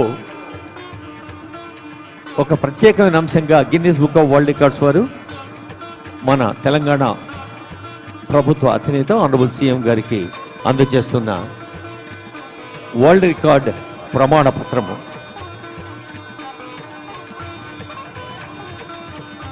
బహుశా అందరి చేతుల్లో ప్లేట్లోనేమో చప్పట్లు కొడుతులేరు. సో ఇప్పటిదాకా విన్నారు, తిన్నారు, అదే ఆనందాన్ని పంచుకోండి అందరూ కలిసి.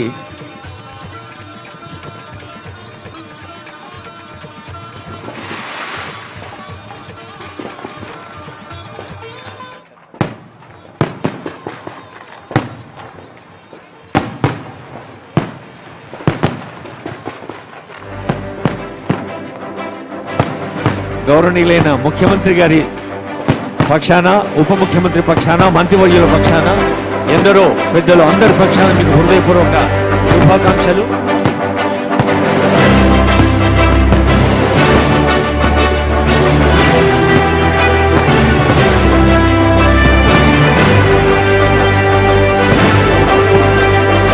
జయలక్ష్మి గారి వీణా వాద్యం, Jayalakshmi and team veena concert.